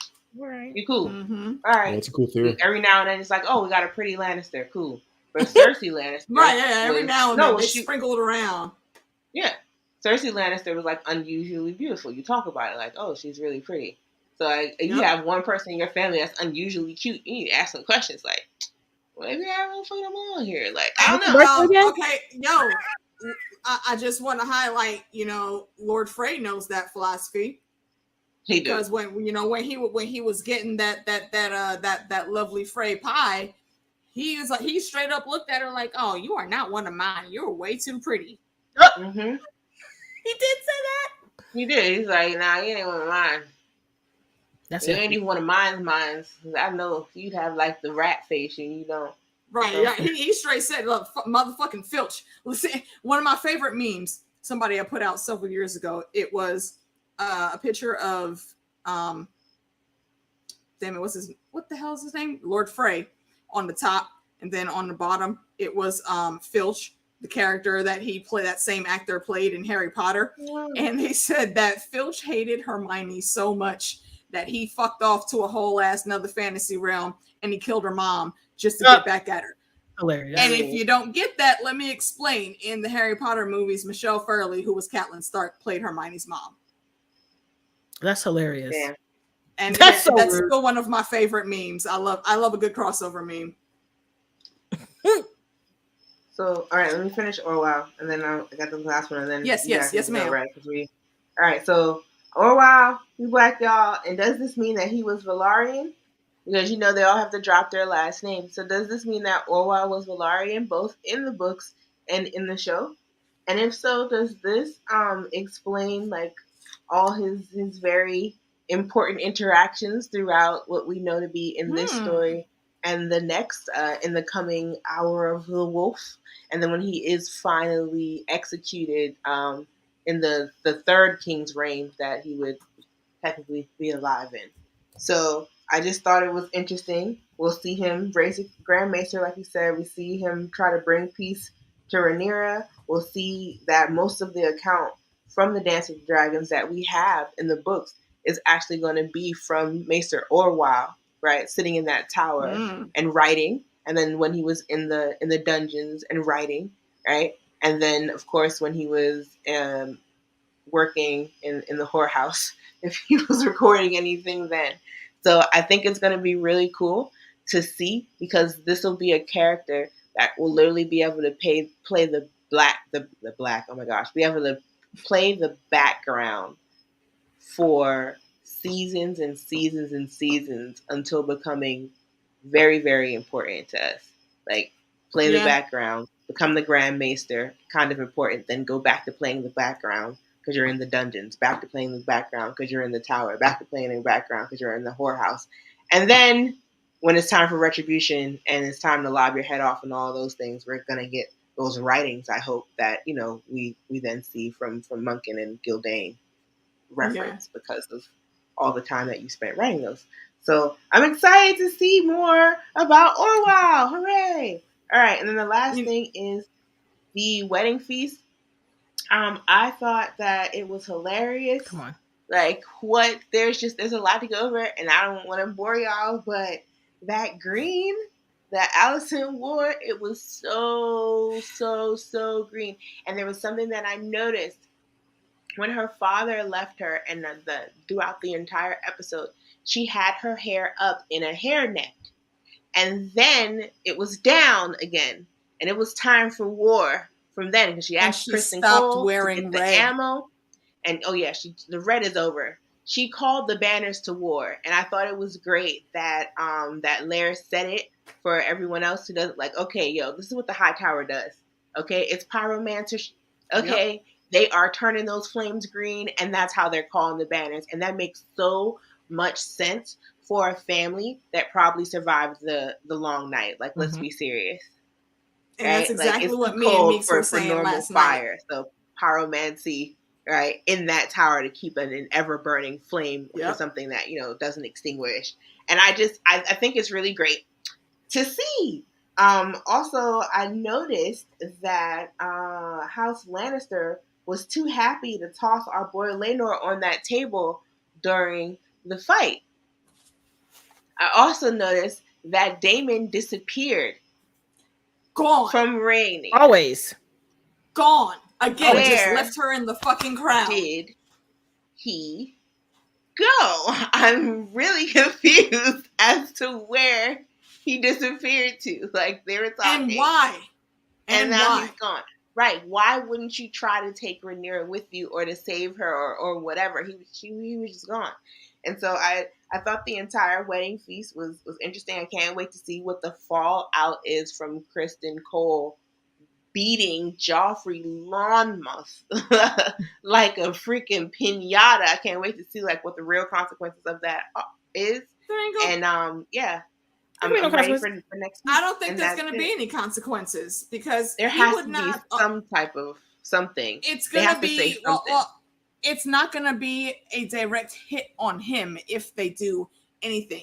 He should not have had time to go and strip off his armor and cloak and walk out into the Godswood and prepare to try to take himself out. He should have just been straight up in the black cells right there. You committed murder for literally no reason that the crowd could see. And we know the reasons because we know what's going on behind, in the background. But everybody else in that room doesn't. Why wasn't he arrested right away? That doesn't make sense to me. He also punched Laenor in the face. Mm-hmm. Yeah. I have so many questions. There has to be something. I understand that it's he's not going to, obviously we know he's not kicked off of the Kingsguard. And we know what the official records say, right? He was mortally wounded. They don't say, he beat him to fucking death in the middle of no. the wedding. Allison's protecting him now. Mm-hmm. There has got to be something. I don't know. And if there's nothing, then what happens with House Lonmouth? Yeah, Chica, he does. The answer to that is Daemon is messy. Mm-hmm. Daemon's a messy bitch. I love him. He's so messy. He's unpredictably messy. I love that about Rhaenyra, though. I love the fact that she was literally okay, well, if you don't like this, do something about it. If you don't like this, then do something about it. there be the dragon, like, come on, Daemon, do something. And he really, like, he I almost mean, He had nothing. Did you see And that makes Viserys' you face? wonder. He was like, That again pulls up Rhea Royce, because she called you on your bullshit, and now again, yeah, you did some fuck shit. So she, the heir that knows she's about to sit on the throne, that called you out on that bridge because you were being a dumbass, is calling you out again because you're being a dumbass. You know, you claim you want this, you want that, or whatever. Or what? well, here I am. What? I mean, nuck if you buck. If you're gonna do Come something, on, then do. throw them bows. Come But you're on. sitting here playing. Why? Lady Rhea said it best. I knew you couldn't get it up. Yup. You don't know how to finish.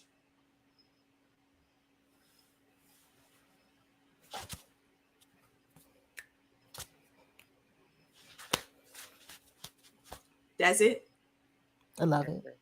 That's it. And don't mistake it, y'all. Yeah, we're bad mouthing Daemon because because Daemon is messy. Daemon also is a fuckboy, but I like his fuckboyness. And again, I'll remind you, in the source material, it says Daemon is the most hated and most loved person in the realm, all at the same time. So that speaks to the type of personality that he has. He's like, you know, almost Super Saiyan chaotic neutral, because you really never know which way he's gonna go. You don't know. You don't know until he tells you. And even then, is it the truth? Yeah. You know it's gonna be a crazy ass ride though. That's pretty much all that's guaranteed. I love how I think it was like the first or second episode, like people were just asking where's Daemon, and Viserys was like, he's lurking about, just like, and he said it so factually, just like Daemon like lurks. Oh, he's lurking about somewhere. He'll show up. Like he just goes and comes about. He just does his own thing. See, we're at the point in time that we are now. We're seeing the discourse of Viserys being on the throne and his little brother. But if you rewind the clock to the years that we didn't see, Viserys and Daemon were actually pretty close. Mm-hmm. That is the whole reason we got that speech when Viserys, you know, tried to blame him for the, you know, heir for a day nonsense. No, first of all, Otto plays you. Even if he did say it, and they did not show him saying it, come on, I believe for a reason.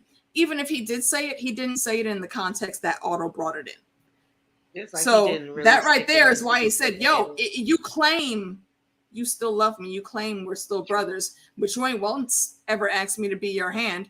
You have not once ever tried to do ABC. You keep sending me away, marrying me off to the Vale, trying to send me over. All of those jobs that Otto listed that he put Daemon in, something would happen, and I don't believe it was because Daemon was incompetent at all. I think it's because every position Otto put him in to try to set him up for failure, he couldn't do it. They looked at that shit like, bitch, you thought, and he did an exceptional job in front of. It's like Tyrion being put in charge of the sewers at Castle Rock because Tywin wanted to be an asshole. The shit never flowed better. Come on, he did a great fucking job, and Tywin couldn't say shit. That's exactly what happened. All of those jobs that he had, every last one of them, what's his name, found something wrong with them. And Viserys even called him on that. It's like, yo, but you put him in that position though. You said this was the right place to put him.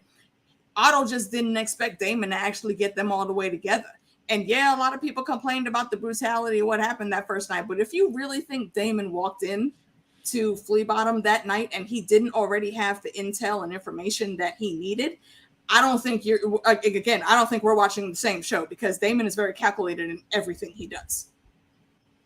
Even when it's fuck shit, he is very calculated in how his crazy goes. So he knew exactly where to go, what people to snatch up, and he knew to make it harsh, because in about a week, all of the nobles of the land are going to be in King's Landing, and we can't have them fearing that their daughters are going to be raped, or people are going to steal from them, or some random riot's going to break out and some of their people is going to die. Nah, you gonna shape up, and you gonna shape up right the fuck now and behave yourselves when this tourney shit start. Plain and simple. But because it was too harsh, Otto again found another reason to hate Day Day. And I need you to stop. That's your son. Mm-hmm. Lady D, are you finished with all your honest- points? I'm ready for mine. I'm ready. But yeah, Honest yeah, and B, unwavering B. hand. Go ahead, B. Okay, see, I have to direct a lot of people to this channel because a lot of people in my comments were like, well, why did Daemon kill that wife? Why did he do that? He killed her to get her out of the way because Viserys was real pissed that he kept trying to find another wife. So how do you appease your brother and still get another wife? You get rid of the first one. Easy peasy lemon squeezy. He went over there with the express purpose to do something but not do something. Like the horse bucking, that was all him. People were like, well, he didn't do anything to the horse. No. He spooked the horse. He walked up to the horse, spooked the horse flipped up, the bitch fell back, the horse fell on the bitch. Now, what he did not expect to do was have to go there and bust her face in because she's the queen of talking shit. I'm with her. Yep. She knew what it was about when he came up. And she was like, why are you here? You definitely don't want to do nothing with me. You definitely can't have sex because you can't get your dick up. So I don't understand why you're here in front of me. And then she looked at him and then she realized, reached for her bow and all hell broke loose. So she was like, you know what? At this point in time, I'm not about to sit here and suffer in these grasses for nobody to find my ass. I'm going to need you to kill me and kill me now. I'm going to need you to nut up and kill my ass. And that's exactly what happened. Exactly. That's exactly what happened. She poked and poked and poked until he finished the job because he's always doing things without doing things. Without finishing. And without let me remind y'all, doing the things. Yeah, for everyone that was not in the after show discussion last night, this is status quo for a woman of the North. Like, you know, we know how Catelyn has acted. We know how Lady Dustin has acted. They're not from the North. They didn't grow up there. Women of the North. Lyanna Mormont, she had time for it. Outlook. A very, very different outlook on the way things are done. And if you don't believe me, just go check out House Mormont. She's 11. She don't give a fuck. I said what I said. There's a reason That's right, Mace Chris. Mormont is ruling Bear Island. There's a reason not one man in the North has saw fit to tell her otherwise that when her brother went and joined the Night's Watch, she couldn't be in charge. And let me remind you of something that I'm still searching for the damn answer for, and I have not come up with a tinfoil situation to make it fit completely just yet. But all bastards have specific last names to the region that they were born in. Why is Mage Mormont not married and has like 6 girls and they all bear the name Mormont? Their last names should be just like John's, Snow. Lady Rhea Royce, she is a woman of the North. House Royce did not originate in the Vale. They started in the North and then they moved to the Vale. That is why Bronze Age, y'all know that was First Men shit. House Stark is deep into First Men blood, so is all of the North. The Royces still use bronze armor. They have old school Northern runes, spells engraved into all of their armor. Their house words are "We remember." They also know that some shit is coming from beyond the wall in the North, and they just tell you we hold grudges and we know information. That's what they're telling you. Here's a fun little tidbit about why I can't remember who I heard it from. It's not mine originally, but it fits the situation. When it comes to using like bronze and copper, we know that's why the First Men started losing against the Andals when they came over, because they had steel, which is better metal to fight with than bronze. Copper is what's used in making bronze. Copper has a thing that where it's in the cold, it doesn't like get brittle or fracture. It actually gets stronger. So think about that in the deep magic lore. I'm sick of you, John. And you'll figure out why I stand House Royce and all of their magic blood. What the fuck did John say now? No, I'm looking at this picture. But damn it, John. You know what? Okay, y'all, it was nice. It was nice having John here. Look here, okay, 20 points from Gryffindor. We ain't doing that today. I just got booted backstage. Wow, what is this small council? This is what happens to an honest and unwavering hand. Oh my gosh. But yeah, that was my point about Daemon. A lot of people are confused about what Daemon is doing. Like, yeah, everybody knows that Daemon is a messy bitch. No one can figure out exactly what he's doing. He is setting himself up to get a new wife of Targaryen or Valyrian blood, because he knows at this point he doesn't have a dog in his fight. He doesn't have a dog in his fight anymore. So now he's got to try to figure out a way to put himself back in this fight. And the only way to do that is to free up his wife's situation. So that's why I thought it was real funny. I don't think it was Tony. It definitely was for the tinfoil. It definitely was one of our folks there, but I don't believe it was Tony that I heard that from. I mean, if my memory may be faulty, and it might have been, but I don't know. I'm pretty familiar with a lot of Tony's theories that he's put out, and he does get a lot of shit right. I mean, if you never watched his channel, please go over there and check him out, Teflon TV. But it was someone else that I think has like a science background, to where they put that video out there. If I can find the video again, I'll link it like in my community tab or something for folks to go check it out. Mm-hmm. But yeah, that was my thing about Daemon. A lot of people are confused that come on, don't nobody know what he's doing. Look, but that's on purpose and by design. He does not want you to know what he's doing. Come on. Let me remind y'all, we got a good dose of House Royce in Game of Thrones. Y'all remember Brownsion Royce? The motherfucker that was in charge of the Vale Knights when they came in at the end to fuck Ramsay's army up at the Battle of the Bastards. You remember when Littlefinger was trying to cry, talking about, I demand you escort me safely back to the Vale. And they was like, who, me? Brownsion looked at him like, I don't know who you're talking about, man. Who? Huh? Y'all know this motherfucker? That's interesting. You're not Lord of the Vale, bro. But hey, y'all, he made a request. He always had such a hoity-toity attitude too. It was always chaos is a ladder. He was the most elegant first men, all that type of stuff. Like ancient house. Where the fuck you end up, Baelish. Dead. Yeah, like who are you? Who are you? This new money, a faceless man. Exactly. You should have just sat there and ate your food. There's a lot of people and a lot of instances in Game of Thrones where people would have lived and stories would have been changed if they just sat there and ate their food. It's cool to see all those old houses. All you gotta do is shut the fuck up sometimes. I know, and that's why I'm really sad, because I know what happened, so I know the destruction that's getting ready to be upon us. And I'm like sad. I am sad. Y'all prepare yourselves. I'm saying, come on, it's a lot. It's about to be real. Well, here's the thing. I don't think it's going to get devastating this season. I don't think it is. I do not think it's going to get devastating this season, because there's so much story to this.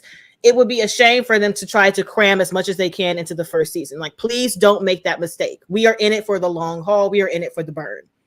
Okay, please do not season 7 us where the long night was 1 episode and everybody lived. I don't want it. No, don't do that. Yeah, Casey. Yeah, you're absolutely right. You're absolutely right. Mage proves herself not as just a leader, but as a warrior, and that is a thing that has to happen with Bear Island. Bear Island don't play. House Stark and the North, they can't consistently send troops over to Bear Island. So the women of Bear Island learned a long damn time ago, when all the men go out on their fishing expeditions and their trading expeditions and whatnots, they got to hold down the fort. You got to hold down the fort doesn't mean hiding in a castle. That means if you come up on our beach, you about to catch this axe to your face if my arrow don't get. Do you remember the Lord that was like, my daughter holding a spear, and Lyanna was like, it was Glover. It was either Glover or Karstark talking about, you mean you want me to put a weapon in my great granddaughter's hand? Yes, you dumbass. She turned around like, what? Ooh. The fuck I look like over here? Oh no, we definitely gonna talk about that, because that's one of my points, Tani. That's one of my points, Tani. Yes, ma'am. Hey, yes, ma'am. That's one of my points. Is in the house. What's up, Dornish? 4 mainlanders, right? 1 Bear Islander is 4 mainlanders, right? Yeah. and she Lyanna Mormont said that with her whole chest, and that bitch was not lying. Okay, can you highlight Tani's message about when we gonna talk about Lady Lenore? Yes, that's my next point. Hold on. Let me scroll to find it. It's time code 1057. Okay, thank you. That helps. Yeah, it's cool to see Dornish Wench in here. I hope you're doing well, Dornish. Yes. Nice to see you. That's cool. See that right there? Yeah, definitely. That was another point. To see you, Nina. This is why House Valerion knows what it is. They're like, okay, we got our son in position. Now we got to get our daughter in position. All right, you got to get information. Okay, we need you to be information. And she was like, bet. Her own. I totally didn't. I think she did that shit on her own, y'all. I don't think so. I think they knew what it was. Hold on. I'm sorry. Start over. Did what? Who did what? Lenore. Lena. Oh yeah, Lena. Lena. Lena. I always get their names confused. I want to be like Eleanor to everybody. I think I'm pretty sure I brought that. We talked about that a little bit last night. Lena is the daughter of Rhaenys Targaryen. Mm-hmm, she is every bit her mama's child. She knows the game and she is playing her part. Do not think for a hot second that Daemon is in control here. No, absolutely not. Point in time. Absolutely not. Game recognized game. She knew what it was. He's slick, and she saw right through that shit, and she is playing what she needs to play. That's why I think it was planned. That's why I'm like, they were like, okay, we got our son set up. We need our daughter set up. We got to get you. We got to get it in there. If he can't make it happen, because we all know he's gay. We don't know where these kids are coming from. We don't know if he can actually do it. So we got to have a backup. We got to have some actual like Valerian and Targaryen situation. She did. She got it from her mama. So she knew what it was. That's why she came in with half her titties out. Her neckline is lower than Alicent's. Her shoulders are like 2 feet away from her neckline. Her arms almost out. And that dress is skin tight. Every last one of them curves that this might seem slightly racist, but I feel like it's just the truth. That a lot of times when it comes to ladies of color, they have the full figures to really. Yeah, it's kind of hard to hide it. Spandex, stretchy dresses fill out the way that they should be filled out. Lovely, slim, yet still thick thighs. Nice little round bump in the back. Called the Coke bottle effect. Enjoys doing a little smack on them things. It got the nice little curves up top, shaped so nicely, and she got the cleavage on display, y'all. Come on, they're out. It's popping. This is a calculated hit, and we've been talking about these kids' wig from episode 1. It's done. It's pretty. But how the bitch look right here, though? She was like, "Let me call this." Well, here's the thing, because that's not a 9-year-old little girl, right? That's not a 9-year-old little girl. She's like 20 something. She's like, first off, what you're not gonna do is give me no lace wig without no pre-plucked. Come on, okay, hairline. You're not about to sit here with these unbleached knots. I need to have some baby hair. You need to thin this out, and if you can't, at least pull it back so I can have a half up, half down. Best. Okay, and Best. they did it. Curls popping. Best. Because it does look crazy from the back, but from the front, all over her shoulders. And Daemon over there really trying to look like, I'm about to get this bitch. And meanwhile, she looking back like, motherfucker, I had your ass when you. She already got you. She's like, I'm gonna go play and dance now. Watch. Bypass everybody. Excuse me, Daemon. Purposely, right? Look, purposely. It's like she got up and was totally, Yeah, she was like, excuse me, I was like straightening my dress. Oh my gosh, bend and snap, ma'am, bend and snap. For a reason, and Daemon is hooked. He's already in the spider web. He just don't know. That's why I appreciate her. Like, she was ready. She was ready to come in here and stake her claim and put her foot in this water. Like, okay, this is the Game of Thrones. We're about to be in the Game of Thrones. I'm about to set myself up as well. I appreciate that. Yep. I appreciate all of it, every ounce of it. And a lot of people, this is my other point, is when Crying Crispin was called into Alicent's chamber. People were like, oh my gosh, I just think that he didn't mean to snitch on himself. No. He went in there with the express purpose to end his life. He's been trying to kill himself the entire episode because Rhaenyra does not want him. That's why he got called in there not knowing what it was about. And then when he figured out what she was talking about, he was like, you know what? This is my opportunity to get myself the fuck out of here because I can't take this shit no more. She don't want me. My baby don't want me. What do I do? I got to get the hell out of Dodge. So that's why he word vomited what happened, because Alicent didn't think what had happened with him. She thought it happened with Day. That's why she was like, she literally hit the end. she didn't even really have to prompt him for that. No, he was ready to spill his guts because he wanted to die. She barely got to the end of the damn sentence, and he was like, "It happened. It was me. It was me. It was me. Tell Cersei I want her to know that I Come on." She was so confused because she was not expecting that. She did not know what to do. But he went in there. You say what? Lady D, what'd you say? He's just the worst. Like, I mean, when I saw him do that, I was like, "Ooh, you old snitching on yourself! Like, who does that?" He was so distraught. On yourself, but really snitch on everybody else at the same time. And he wanted to die because he was like, "At this point, if I do this, there is no." She did wear her freakum dress.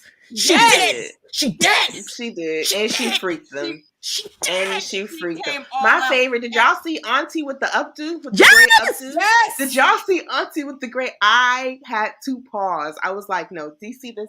Dude, this is wonderful." Look, if you go and watch my reaction, I was freaking out the entire time. I was like, "Look at the third row of people. You're sexy. You're fly. You're sexy." Came in ready. That's what I'm saying. They came in locked and loaded. I was like, the only person who wasn't music. You're gonna stop whatever conversation you got. Hey, band, cue the horns and the guitars, please. And they came in with the strut.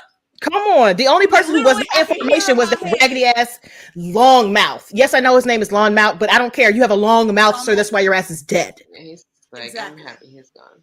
But and I love how Rhaenys's hair, and I went into, like, she always has a crown. Like the queen that never was. She always, her hair, they always have that bouffant thing going on. She always has a crown. I think that's just awesome that she was able to have her procession like that. We got to see it. Like, she looked great. She looks so great. And that she has a husband that supports their relationship gives me life. I love their marriage so much. I love it. They're great. They're great. They are. I'm telling you, when I get my merch. Well, eventually, Catelyn and Ned had that type of relationship. No, they didn't. They did. Well, they towards the middle. Not on the level. Look, right before we got there, kind of.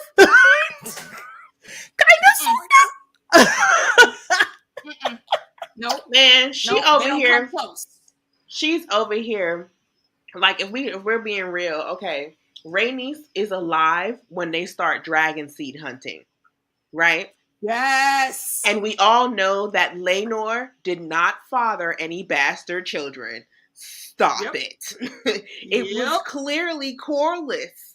Did she get mad? And did she say, "All right, we'll put these little bugs on some dragons then. We got a war to fight." Like, that's the difference. Like, I got a question. She's built different. I got a question. I would love to know. Oh, wait, hold on. Is that my brother in here?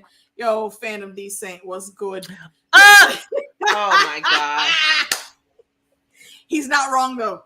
He not. That's why he was shook up and ready to throw himself off the freaking balcony like fucking Dracula's wife. All right. Question dragon. Here.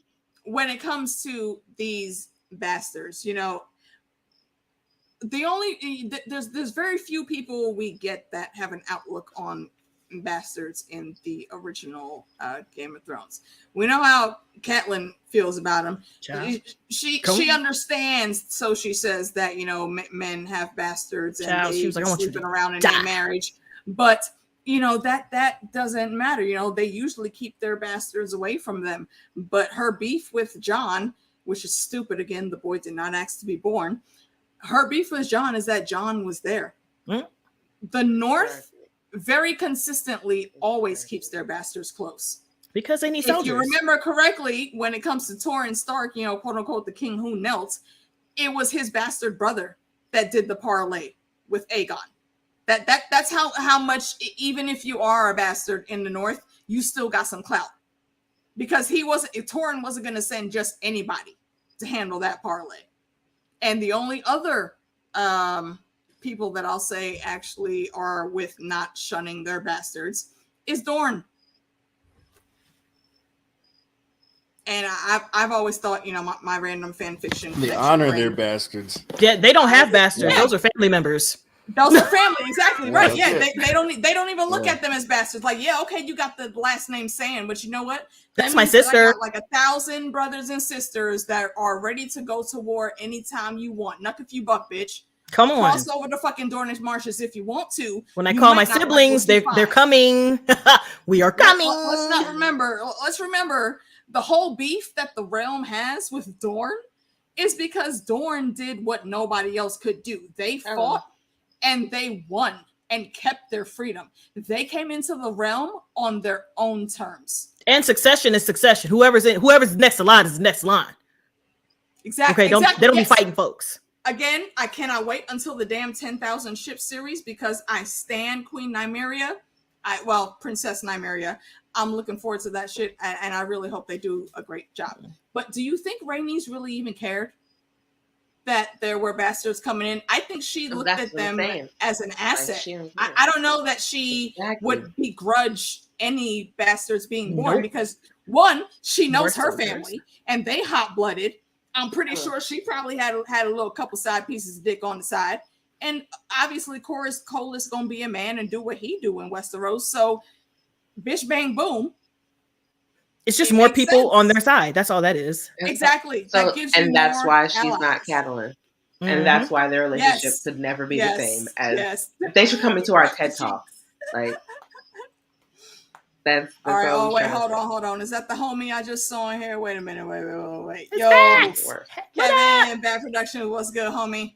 If y'all didn't watch my episode discussion from last week, Kevin was our guest that week. So please go check that out and check out his channel. Also, you will find the link in the description of last week's video.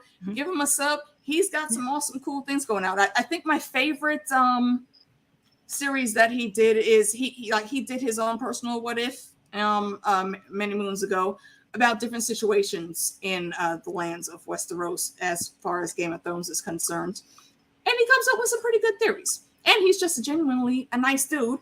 And again, I appreciate that you went and got them Hoochie Daddy shorts, bro. I really hope you're getting some good use out of them. And when it comes to and cheese, time, you can pack those away.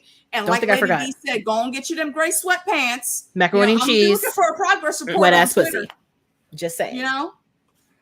We're here for you. We hope you get all of it. Just saying. Just mentioning. We said we need a mac and cheese report. Okay, Listen. See, I've recently learned that can be taken both ways. Well, not both ways, but two different ways. You could actually be talking about the food, but there's a whole other you missed the conversation. Mac and cheese you should watch the last one. The sound. Mm-hmm. The sound. So, the auditory responses. Mm-hmm. Yeah. I mean, I enjoy mac and cheese reports. John, do you like the sound of mac and cheese? I'm a freak. First of all, what you asked that?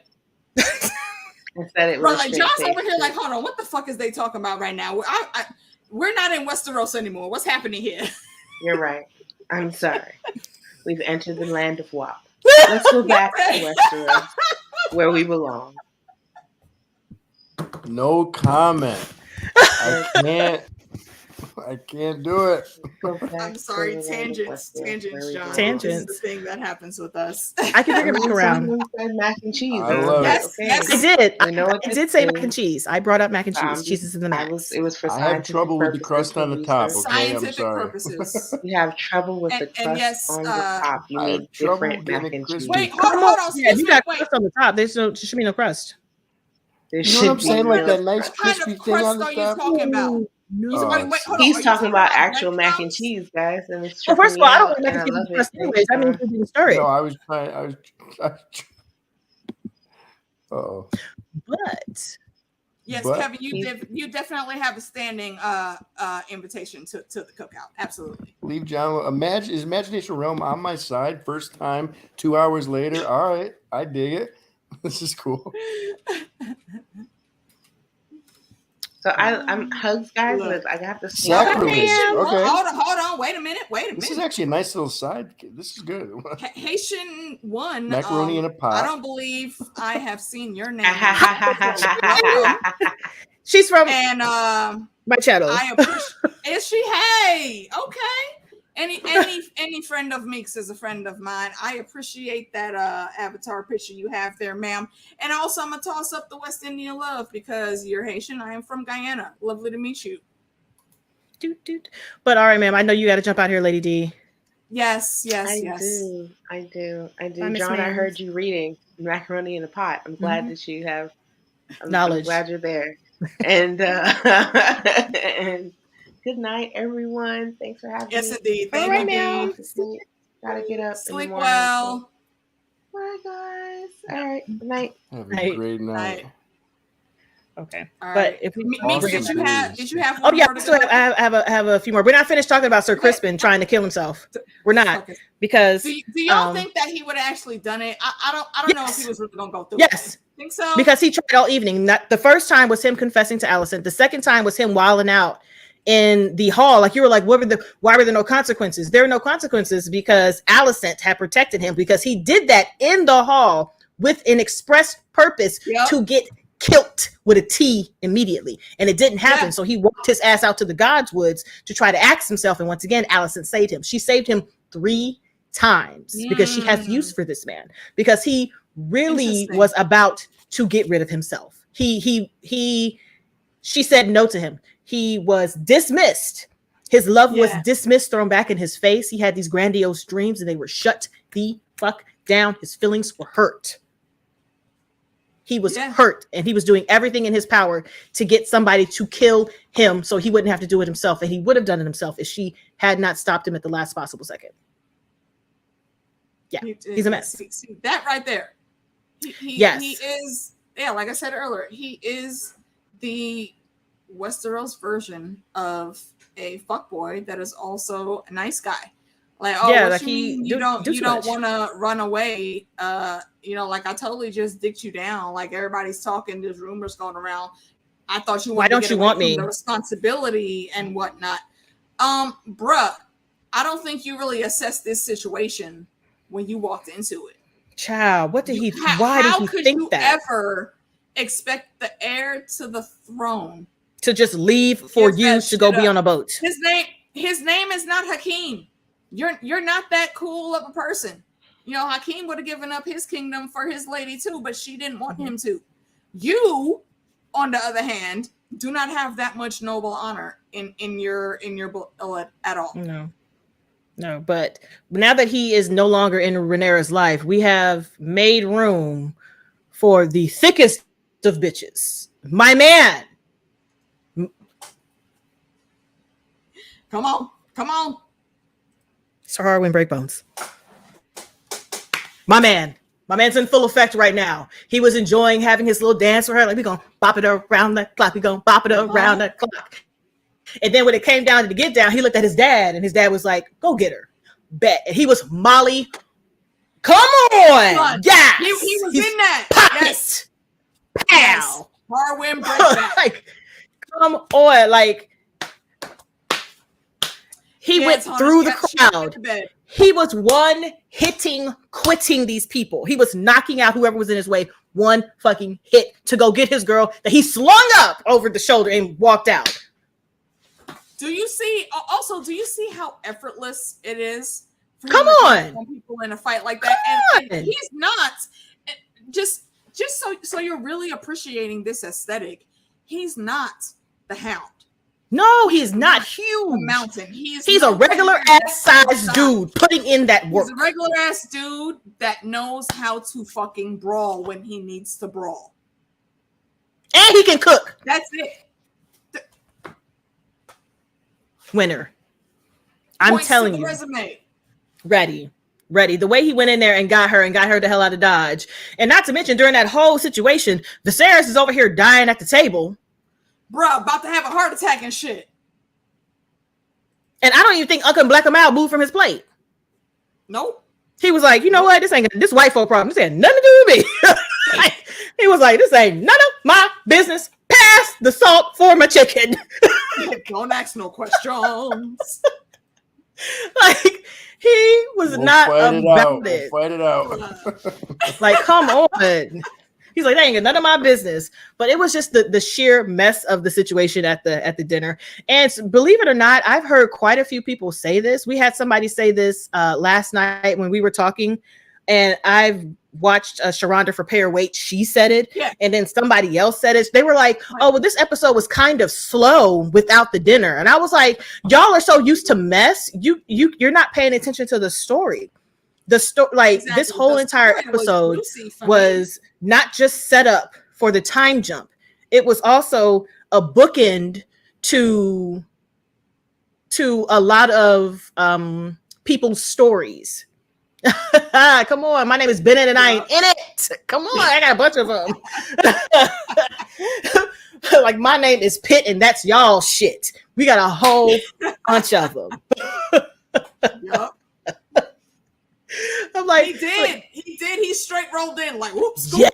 Get out of here. Because Really listen, did. everyone falls in love sometimes. Come on. Come on. Mm-hmm. Come on.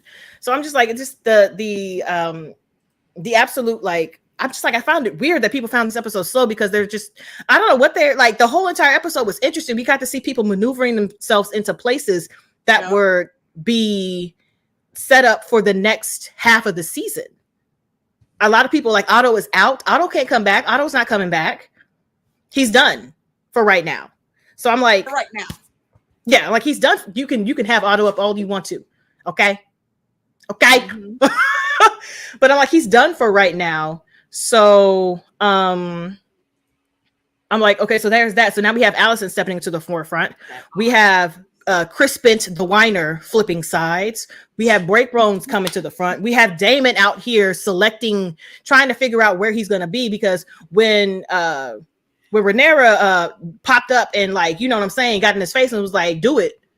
Once again, did you see Viserys' face? That was my favorite part of Viserys, that whole entire episode. Granted, he was doing a really good job acting. I mean, the actor was doing a really good job portraying how weak and how effective he was. But when he seen his brother grab his daughter's face in that way, like, I won't bite you, girl. Oh, he was like, I know wait a minute, this motherfucker did not. He did not. He thought for sure it was Daemon causing the ruckus. Woo. But I also think that Daemon was just the plan that he had just didn't work. He thought that he was gonna, so much happened this episode. I was so pissed. I'm like, y'all are so used to Bridgerton level of mess that y'all don't know how to watch shows. This is definitely not a filler. Y'all is crazy. So I'm like, y'all, his plan of coming in and being like, oh no, I'm gonna marry her, didn't work out when he saw that they were okay with the arrangement. One, and there was no mess except for Crispin's whining ass. He was like, shit. So when you have good communication, he was like, there's no fucking mess. Shit, I can't come in here and use the mess to my advantage because there is no mess. Fuck. Yep. So then he had to come up with a plan B. And the plan B was Lele, because Lele out here like, oh, I see you over there. Your wife is dead. I'm so sorry about, her passing. He was like, I'm not. Well, great, me neither. Like, I mean, I was about to go right on. I was only sorry if you're going to be sorry. If you're not sorry, I'm not sorry. Come on. Let's go on a tour of Essos. Like, they're literally about to fuck off to Essos and not be back for a little bit. Come on. So I'm just like, listen. And not to mention, he did disappear in the middle of the thing, and I didn't see where she was. So let's talk about that. I gotta watch that again to see if they're both there. I don't know. But that was all of my points. Like, it was a mess all around. Crispin's a bitch. You know what I'm saying? Damon's a mess. He's a messy bitch. Hella messy. And the lines are starting to be drawn in the sand, and I appreciate that. I'm ready. I'm ready for the next half. Yeah, I'm ready. Pretty much. Yeah. And like my thoughts are just, so I hear you like brothels. The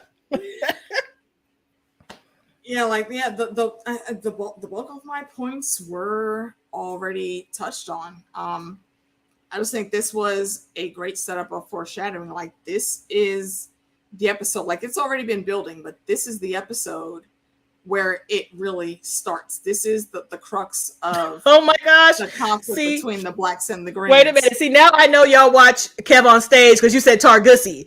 That's Kev on Stage. Yes, Targussie. Yes.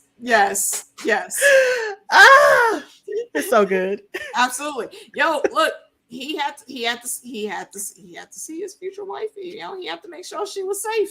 Come on. We got a lot of kids in the future that we have a lot to look forward to because they look so strong. So, and Allison does for sure have 3 children, because I can't remember. I keep getting confused. Like, it's Helena. It's Aegon, Helena and who is it that marries Helena? Or was Helena married to Aegon? I don't even know. I don't remember. All I know is I keep seeing people like, oh, she has 3 kids, but I'm like, I can't tell between the second and the third because oh wait, hold on. Are you being serious? Okay, on stage. Is that the tipsy talking, Kevin, or are you being serious? Because Kev on stage, he does his lives right after the episode. He's a really big comedian. Mm-hmm. He started off on All Def Digital and just like grew from there. So now he does like his own tours and stuff like that. He has his own channel, Kev on Stage, and he mentioned the Targussy during his live last night. Yeah. Hey mods, can one of you search and drop the link? That's why I'm like, wait, that's where Targussy came from, because they was all in his chat talking about the Targussy and that Gucci. Targussy, yep. Because he was like the Tarkucci, and they was like, no, the Targussy. The Targussy, right? It sounds better. It sounds better. Yeah, definitely. Hopefully somebody posts a link for Kev on Stage soon. But yeah, definitely watch it. It's funny. They're hilarious. He does comedic was it recaps or reviews? Yeah, comedic reviews. Recaps, and he has not read any of the source material at all. So he's just going by what's being told to him. What he sees to put the pieces together. It's so funny. And he just breaks it down in such a funny way. It's really enjoyable to watch, y'all. Please go check him out. There you go, Tony and Mara. Thank y'all. Appreciate you. Yeah, he is hilarious. And I think let's see. We did touch on different aspects of a lot of everything I saw that I had on my list. First and foremost, House Valerian coming in with the drip, looking like if Jonathan Majors' version that we saw in Lokia, He Who Remains, were to make a house in Westeros, they would be House Valerian. They would look exactly like this. It would be Rhaenys and Lord Corlys, and all of that power radiating, but also again that power that knows when not to overreach and properly play the game. So I really, really enjoyed that entrance that they came in with. Sir Crispin, you really said with your whole ass chest that you want to run off and go on a bunch of Skyrim side quests, and you thought that this young lady was gonna follow you. Terrible pitch. Terrible. I mean, what you gonna do with the dragon? Let's forget even the Iron Throne and all of that. When it comes to dragons and their dragon riders, that's a very symbiotic relationship. They don't break that relationship unless one or the other dies. So what was you going to do with Cyrax? You can't hide when Cyrax is following you around. So you want me to be your whore? Yes. How is it you didn't think that's what you were in the first place? Like, what did Dwayne Johnson say? Know your role. Read the fucking room. See, like, and shut your mouth. No, you're wrong. Exactly. You jabroni. I'll finish it. That one little tidbit right there is why I think he went off the deep end, during the feast, and he came up on what's homeboy's name? The redhead. Joffrey. Joffrey. Yeah. I was going to say King Joffrey Joffrey, but that's rude. No. Joffrey Lonmouth. Back to that too. Because in that whole situation, honestly, it's interesting. I know you're not supposed to blame the victim, but I'm gonna give Joffrey some blame here. No, he should shut the fuck up. You to even go and say anything to that man. Lenore told you to shut up. Who gave you permission for that? Why would you do it in public? He just thought that he was the shit. My man's going to be the king, so I can come around here and I can bump him in public and give eyes, and I can go ahead and whisper in people's ears. Like, I know your secret. Like, bruh, who are you? You are a guest. You are a guest. Right. He already knew. He already knew that from the look on his face, that's how you were able to pick him out the crowd, that he was the side piece. Okay, fine, cool. But, Sir Crispy was already in his feelings. and he was looking extremely uncomfortable about everything that was happening. However, I think that if another conversation might have been able to be had, then he could have possibly been persuaded back into Rhaenyra's good graces. And you know, we've seen how that's worked in the past. I think it could have happened. But the fact that Joffrey came over there talking all that nonsense, talking about, you know, if we do this, you know, we protect them, and, you know, it stands to, you know, keep us in good standing and blah, blah, blah, blah. Kristen isn't worried about really keeping in good standing. You basically just told this man that even though, you know, they're doing their marriage duty or whatever, you still gonna be tapping that ass when it comes to Laenor. In the mindset that Sir Crispy is in, he's not gonna go anywhere near Rhaenyra ever again. Unless perhaps he was persuaded to do so. But because Joffrey just put the shit out there like it's just some random, extreme random fling for anyone to, you know, just make plans around and not care about, that's what got him. Well, I also think that by the time that he made it to the party, he was already done. Like, he was already pissed off. Like, his first attempt to get himself killed didn't work. Like, he was already, the moment she didn't say anything on the ship and let him walk away, he was done. I don't think that there was a moment that he could have been talked back into it. She missed it. She missed that moment. It's never, ever coming back. She didn't have the right words. True. Yeah. And so him sitting there listening to this dude talking about how we're going to do this and we're going to do that, he was like, bitch, what fucking we? Who is we? He sounded like DJ Khaled. Who is we? Like, is it? No. So he was real pissed about that. And he should have just left him alone. But for some reason, he didn't catch the tone and the read, and he could see it from across the room, like, ooh, like, oh, that's her boo thing. But if you knew that, you could also see from his face that he wasn't happy. You're a man. Yes, it was named Joffrey, and I know why you're pointing that out, but it's no relation to the Lannisters. It really is just a coincidence. They just be reusing names. It's a real hot name back then. Yeah. Joffrey. Yeah, it was a sexy name, man. Yeah. I just be like, why you spell it like that? Your name's spelled. Yeah, I mean, he, you know, to know that, again, like I said, this is two jilted lovers that are here. Okay, the subtext of romance between Alicent and Rhaenyra was very purposely played into by the actresses. Like, one of them was doing like a TikTok live, and she very clearly stated that. Like, oh yeah, we absolutely read in between the lines on that one, and there's a reason we played our parts the way we played our parts. So yeah, that was her girlfriend, and her girlfriend just admitted to cheating on her without even having the excuse of being put into a marriage pact. Exactly. That's why she was like, I was forced, or I was made to do this, and she was just like, yes, it was just like hit after hit after hit. Like, first of all, you got the freedom that I don't. You get to choose what you want to do.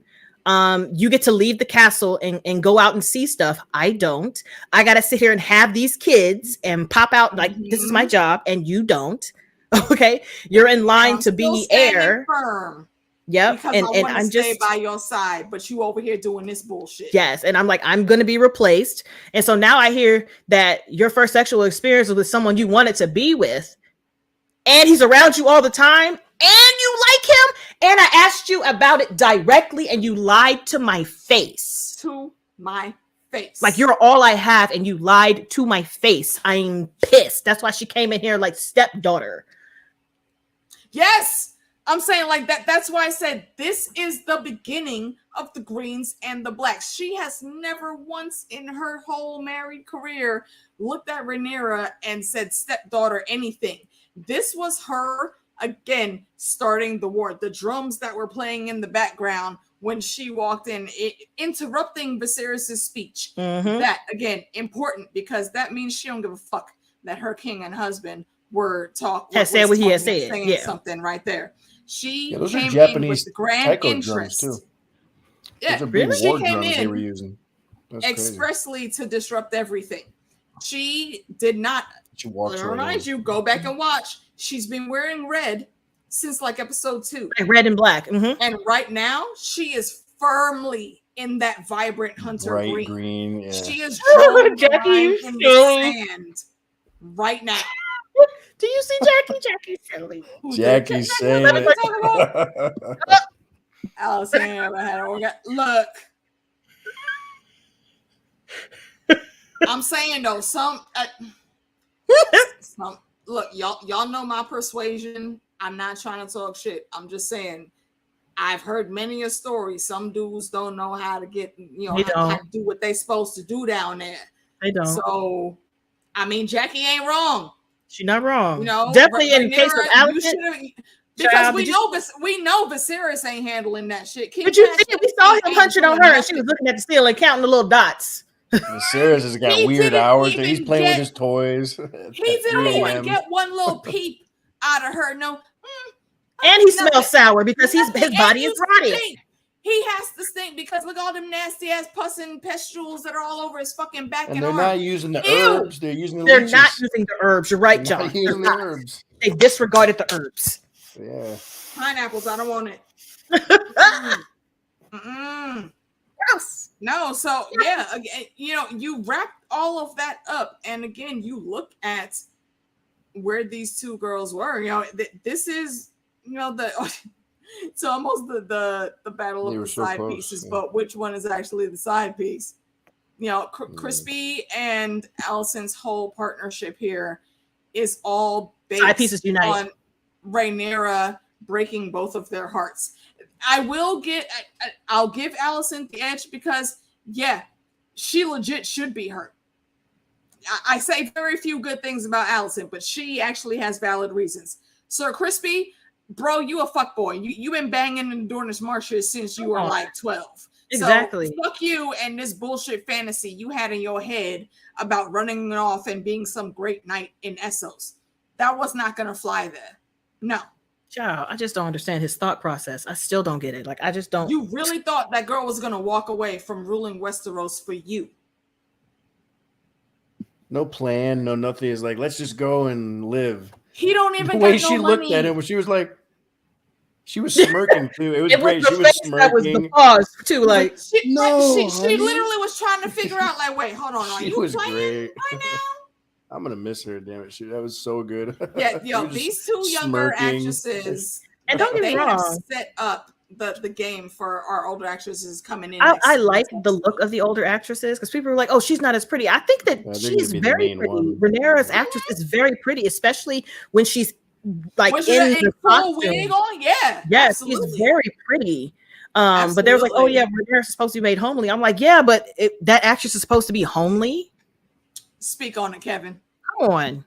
See, House Drawbridge, that is right. You want to be exactly like leave my dragon instead of the future queen and leave your dragon behind and stuff. Like your breath stinks, sir. Why you say that?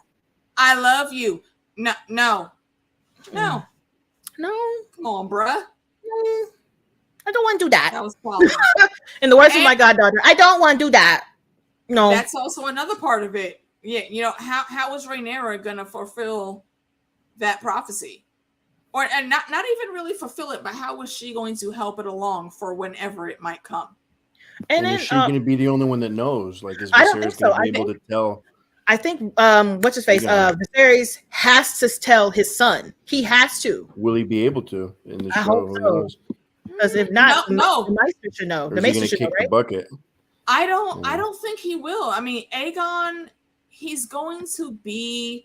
That's why Rhaenyra, maybe his late teens or early 20s when Viserys actually dies. Like Allison, and I don't know a whole lot about Aegon before he really started fighting the throne. What type of person he was growing up as a child or as a teenager, but he did not originally even want to fight for the throne.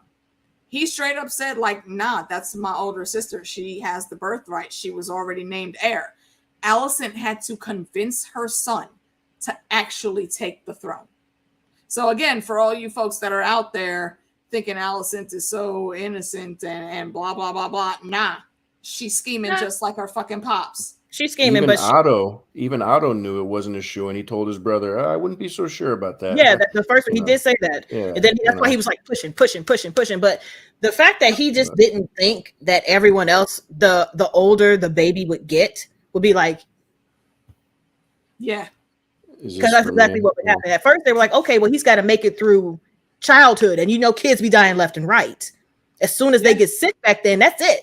They can't figure out how to fix a kid. They're like, damn, this little small person is sick, huh? Well, you might as well dig a hole. Prepare to throw the child in the hole. Yeah. Yep. Pretty much. I was going to say, it's why up until this episode, Allison's support. Yeah. Yeah, very true. Like she, the rose tinted glasses totally got pulled off as soon as she had that conversation with Sir Crispy. That's exactly what it was. Yep. Yeah, I wish I had a screenshot ready of her face, like her reaction right there. I would put it right up. I mean, it was so good. It was like the way and then they panned back to him, and he was just devastated. Oh, so sad. He's got armor on, and it's just. What does that remind me of? The real cinematography is just great. Oh my gosh! Do you remember Goonies when was it Munch? He got caught by the kidnapper. He was like, and then in the 4th grade, I took the candy bar. That's what Crispin was like, and she was over there like, he said, what? Wait a minute, he poured his heart out. She was looking like, it's not Daemon. Imagine how long Kristen was preparing that speech. Like, how long was he? He was in practice in front of the mirror. He was saying it. He was going over his lines. He had it. Mm-hmm. That was his moment, and it just fell flat, man. Like, because she was like, really thought. He I'm not say yes. I think he really thought. He really thought. Kevin, I agree. So on Tavia, what girl wouldn't leave the crown of Castle Riches and her family and her dragon for oranges and spices? That's brilliant. Look, see again, and we have a precedent for this. Fresh oranges are great. Jorah Mormont's ex-wife, she was a Hightower, and we know the Hightowers got money. Jorah's dumb ass. I don't even know who was this anti-Hightower stuff. You didn't tell me about this part. I feel like they had to get rid of that girl for some reason. And I would really like to know why. Because why would you let her marry Jorah, while the Mormonts are a noble house in the north, they don't got a lot of money. And she was running through it, honey.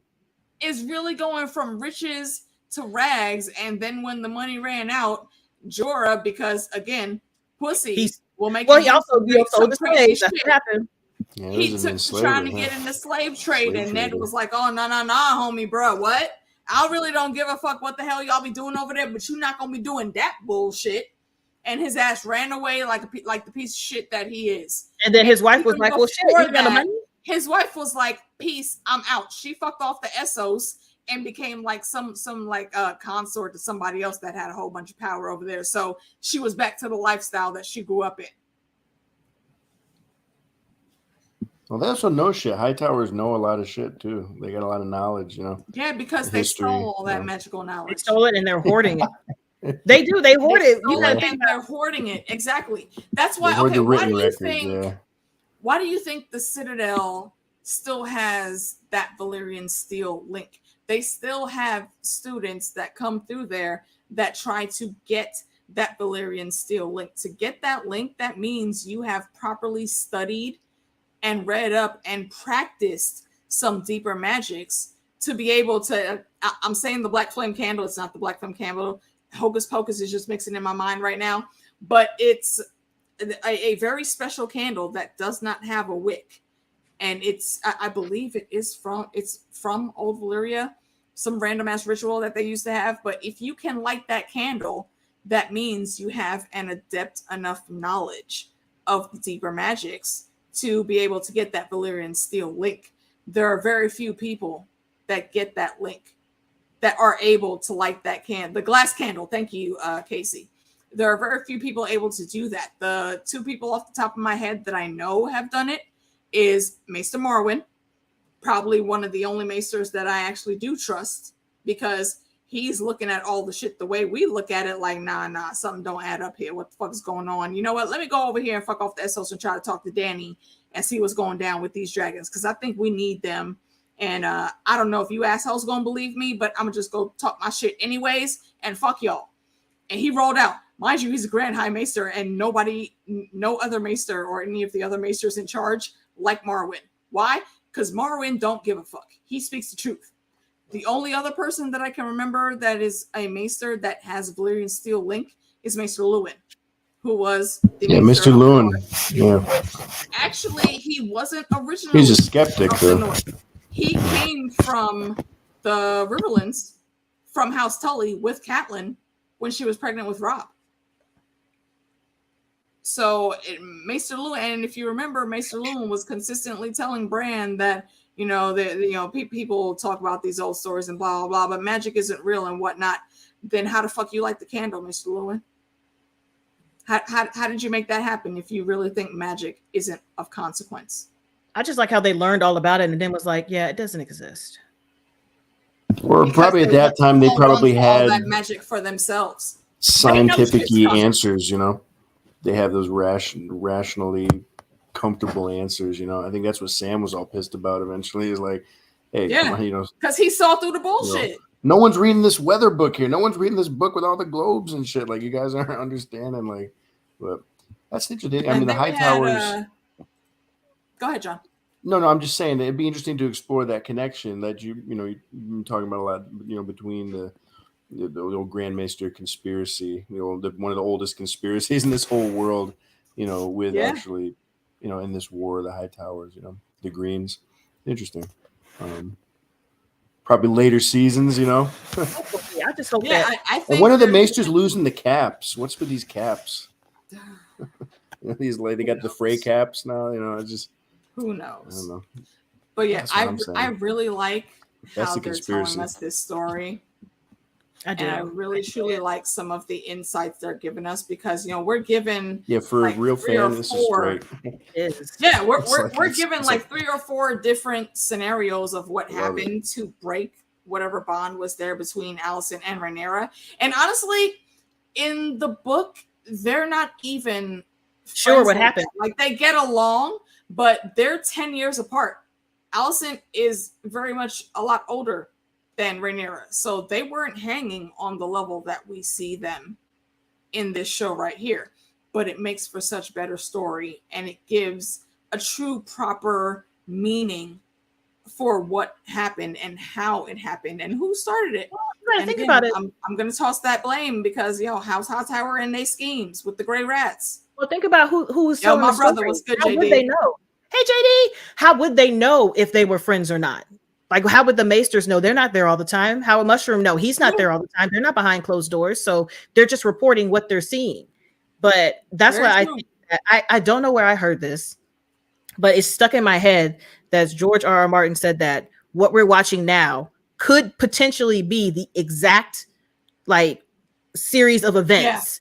And that stories in the book are pretty much from 2 people's point of view that have 2 different styles of telling stories and 2 different relationships with the people that the stories are about. So that's why I'm treating this as more factual than the book, because it's coming directly from George R.R. Martin saying it's the history as opposed to Mushroom or the Maester.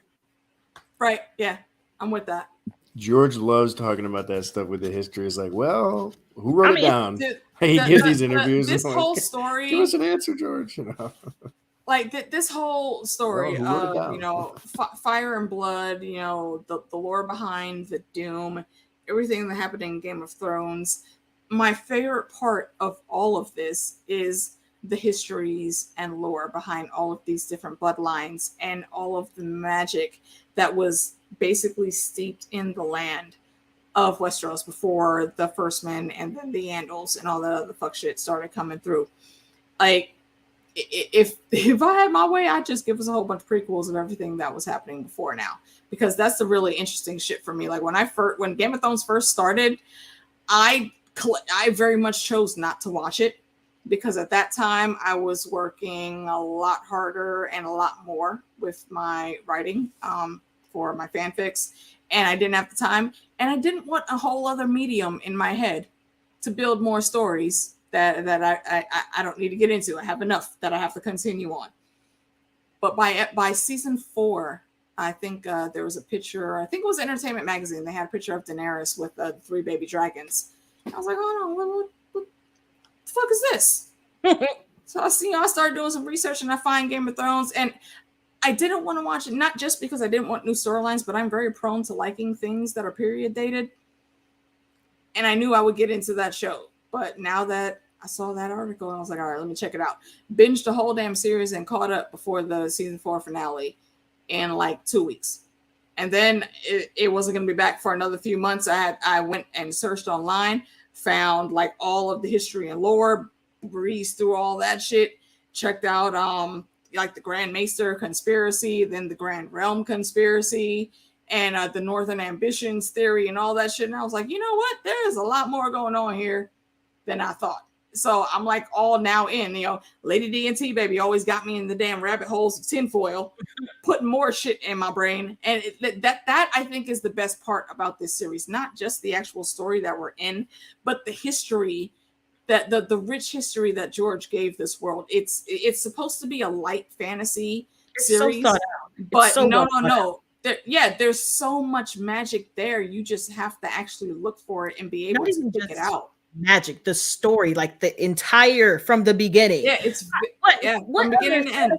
Like there's not that many fantasy series or worlds that have a from the beginning. I'm like, damn, what?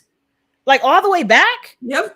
You talking about when we was Pangea and then the continent split and then we formed the 7 continents? Y'all got a history like that? Oh shit! Right, yeah. and that's what we were saying last night. Like the whole thing with the Long Night and the Targaryens already knowing and trying to prepare for that.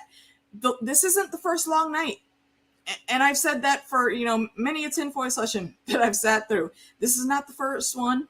It's not going to be the last. This is the Game of Thrones, and the game does not stop. Everything moves in a circle. Every few millennia, the board is swept clean.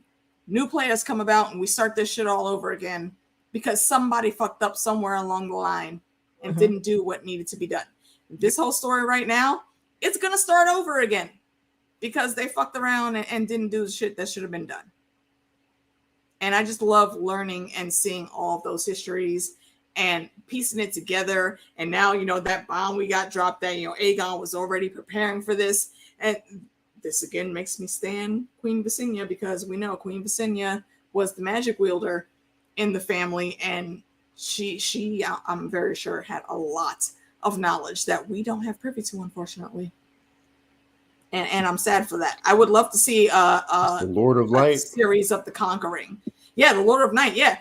The 5 forts. Peter Griffin. I'm shouting out for Peter Griffin because I'm the Lord of Light fan through everything. That's my big theory. Lord of Light. Right, all the craziest shit with R'hllor and the fire magic. All this stuff, yeah.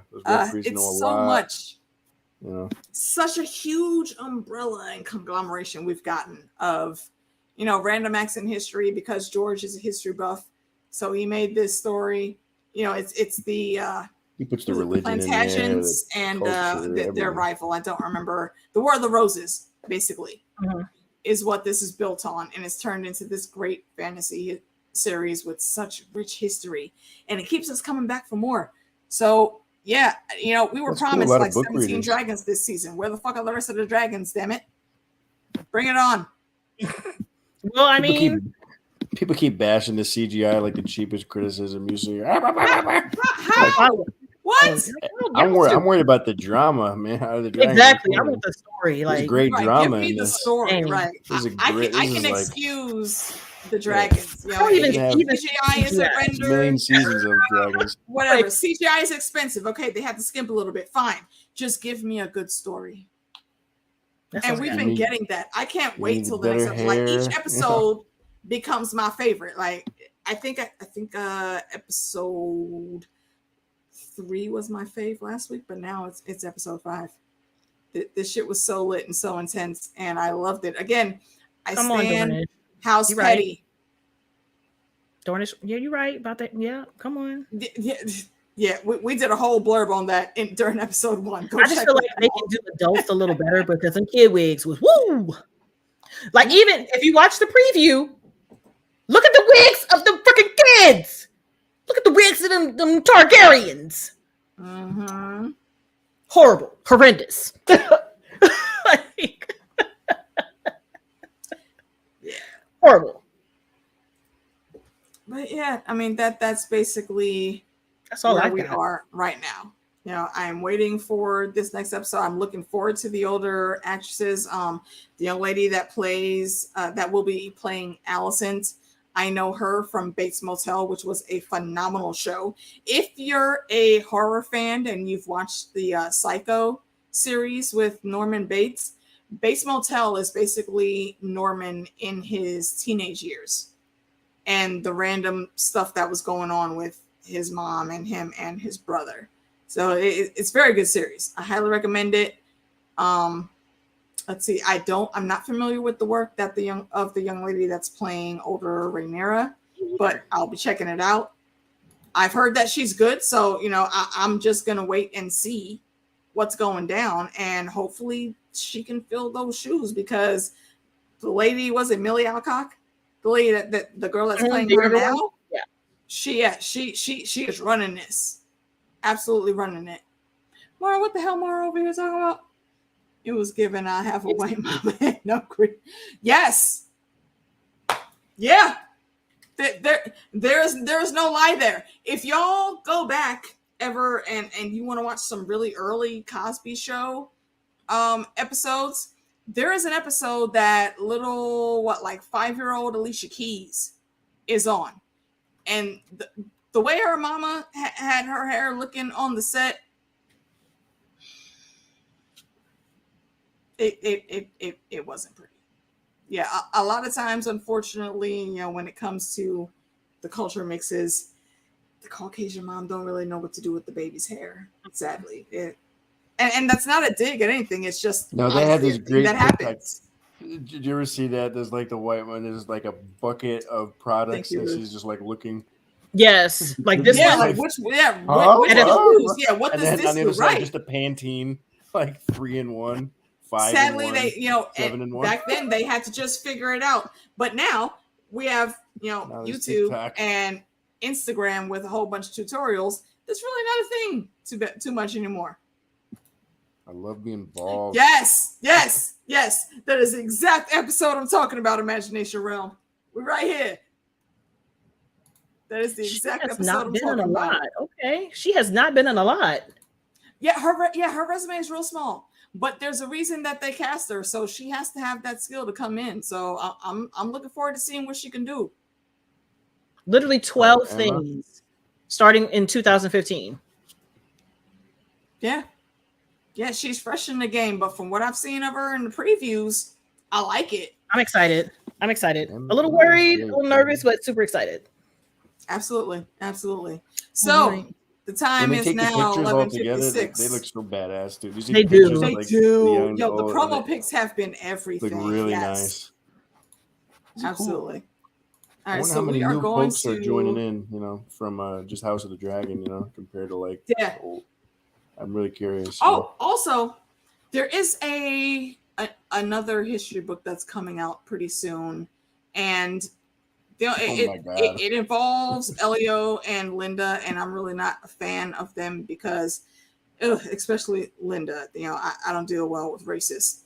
But the only reason I am going to spend money on that book is because my boy Airtach is the one that did a lot of the artwork for that book. And if you don't know who Airtach is, I would highly recommend you go over to either Facebook or Twitter and check out his work. He's been in the fandom for a long time. I guarantee you have seen his artwork in the fandom. You might not just have known who he is.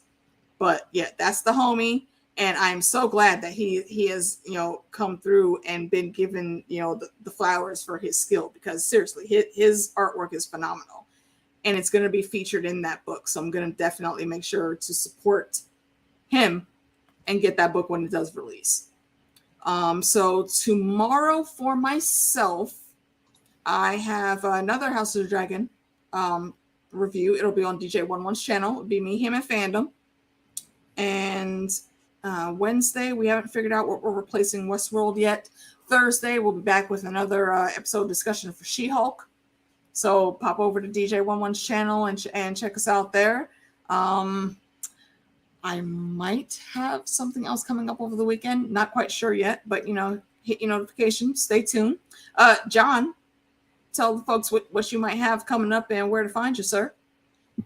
Yeah, I've been just keeping to myself a lot these past years. Just like doing my thing, doing my music. But you can always check my website. It's just my name.net, JohnDelVento.net. It's got some info about me, and I think my YouTube's in there, where you got a couple Game of Thrones videos, a couple music things, and I love music, but I love this world a lot. And then we got our little side project, the Creatives Guild, where me, Shadowcat, Bex, Costume Company, we're going through these deep things we talked about today. So I love music. Hopefully we get some more music in House of the Dragon. We've got a couple new themes. Water Tower music released the Prince That Was Promised. That's a great theme. And we had some new music this episode. So yeah, I'd love to analyze it more and see everybody on this channel. Thank you for inviting me on. This was a lot of fun. Nice.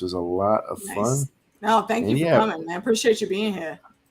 Yeah, don't worry, Dornish. We're going to bring back Creatives Guild. We all got a little busy and everything, but we got to bring it back with this show. There's so much to analyze. Streams, man.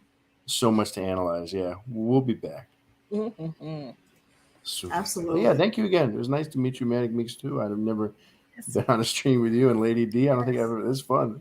Yeah, I'm new to these YouTube streets. Kind of newish. It's been like 17. Till next time. I'm sorry I couldn't bring my piano and stuff to play for you guys, but next time. Yeah, there's always next time, man. Yeah, well, what you got going on? I think right now they're still confirming it, but I will be on Sean Tank Top's channel talking about Game of Thrones on Thursday. I don't know what time, but check his channel. He'll have it up. I'll be on the lookout for it. You know me, I'm watching Grimm. I'm still watching Mr. Queen. I got to pick a new K-drama. I'm still going through, uploading The Umbrella Academy. I finished watching that. Peaky Blinders season 6, finished watching that. So it's going to go up. We got to talk about that Umbrella Academy finale. I haven't had a good discussion about it yet. So let's put a pin in that. And what else am I working on? I'm finishing up Extraordinary Attorney Wu on YouTube. I finished that series already. It's a really good one. Yes, Jackie. Season 2 is coming. I've watched the first episode, but it's a movie, so I've got to edit it. It's 2.5 hours. Oh, so I have to edit that, but that's also there. Such a great show. Yes, he's a real person. I'm about to put his a very, very funny person. Also, he's so funny. What else am I doing? Gearing up for October, which is anime month. A lot of new anime is dropping. I'm going to be really exhausted. And I think that is it. Video games as well. Witcher 3 and Cuphead and stuff like that. So yeah, all the things. Nice. Stuff. Yes, and you will find the link for both of their channels down below in the description. So go check them out, give them a sub, and binge all of the content. So with that, we are going to go ahead and get out of here. I will be back again, tomorrow and Thursday on DJ Wun Wun's channel, and then next Sunday, if all goes well, I will be back doing the watch along for episode 6, and then we'll have another discussion next Monday. So be safe, everyone. Try to stay positive in these dark times of this damn country, and hopefully we all make it out. And most importantly, stop touching shit. Stop it. Otto Hightower did nothing wrong. Fuck you. Hashtag it. Bullshit. Hashtag it. We don't care about King Patches, or what the fuck we're gonna call Otto? Sir Orly Hair. An honest and unwavering hand. Exactly how his You know what? I think somebody else already said it best. Otto Hightower is a fucking cunt. Come on.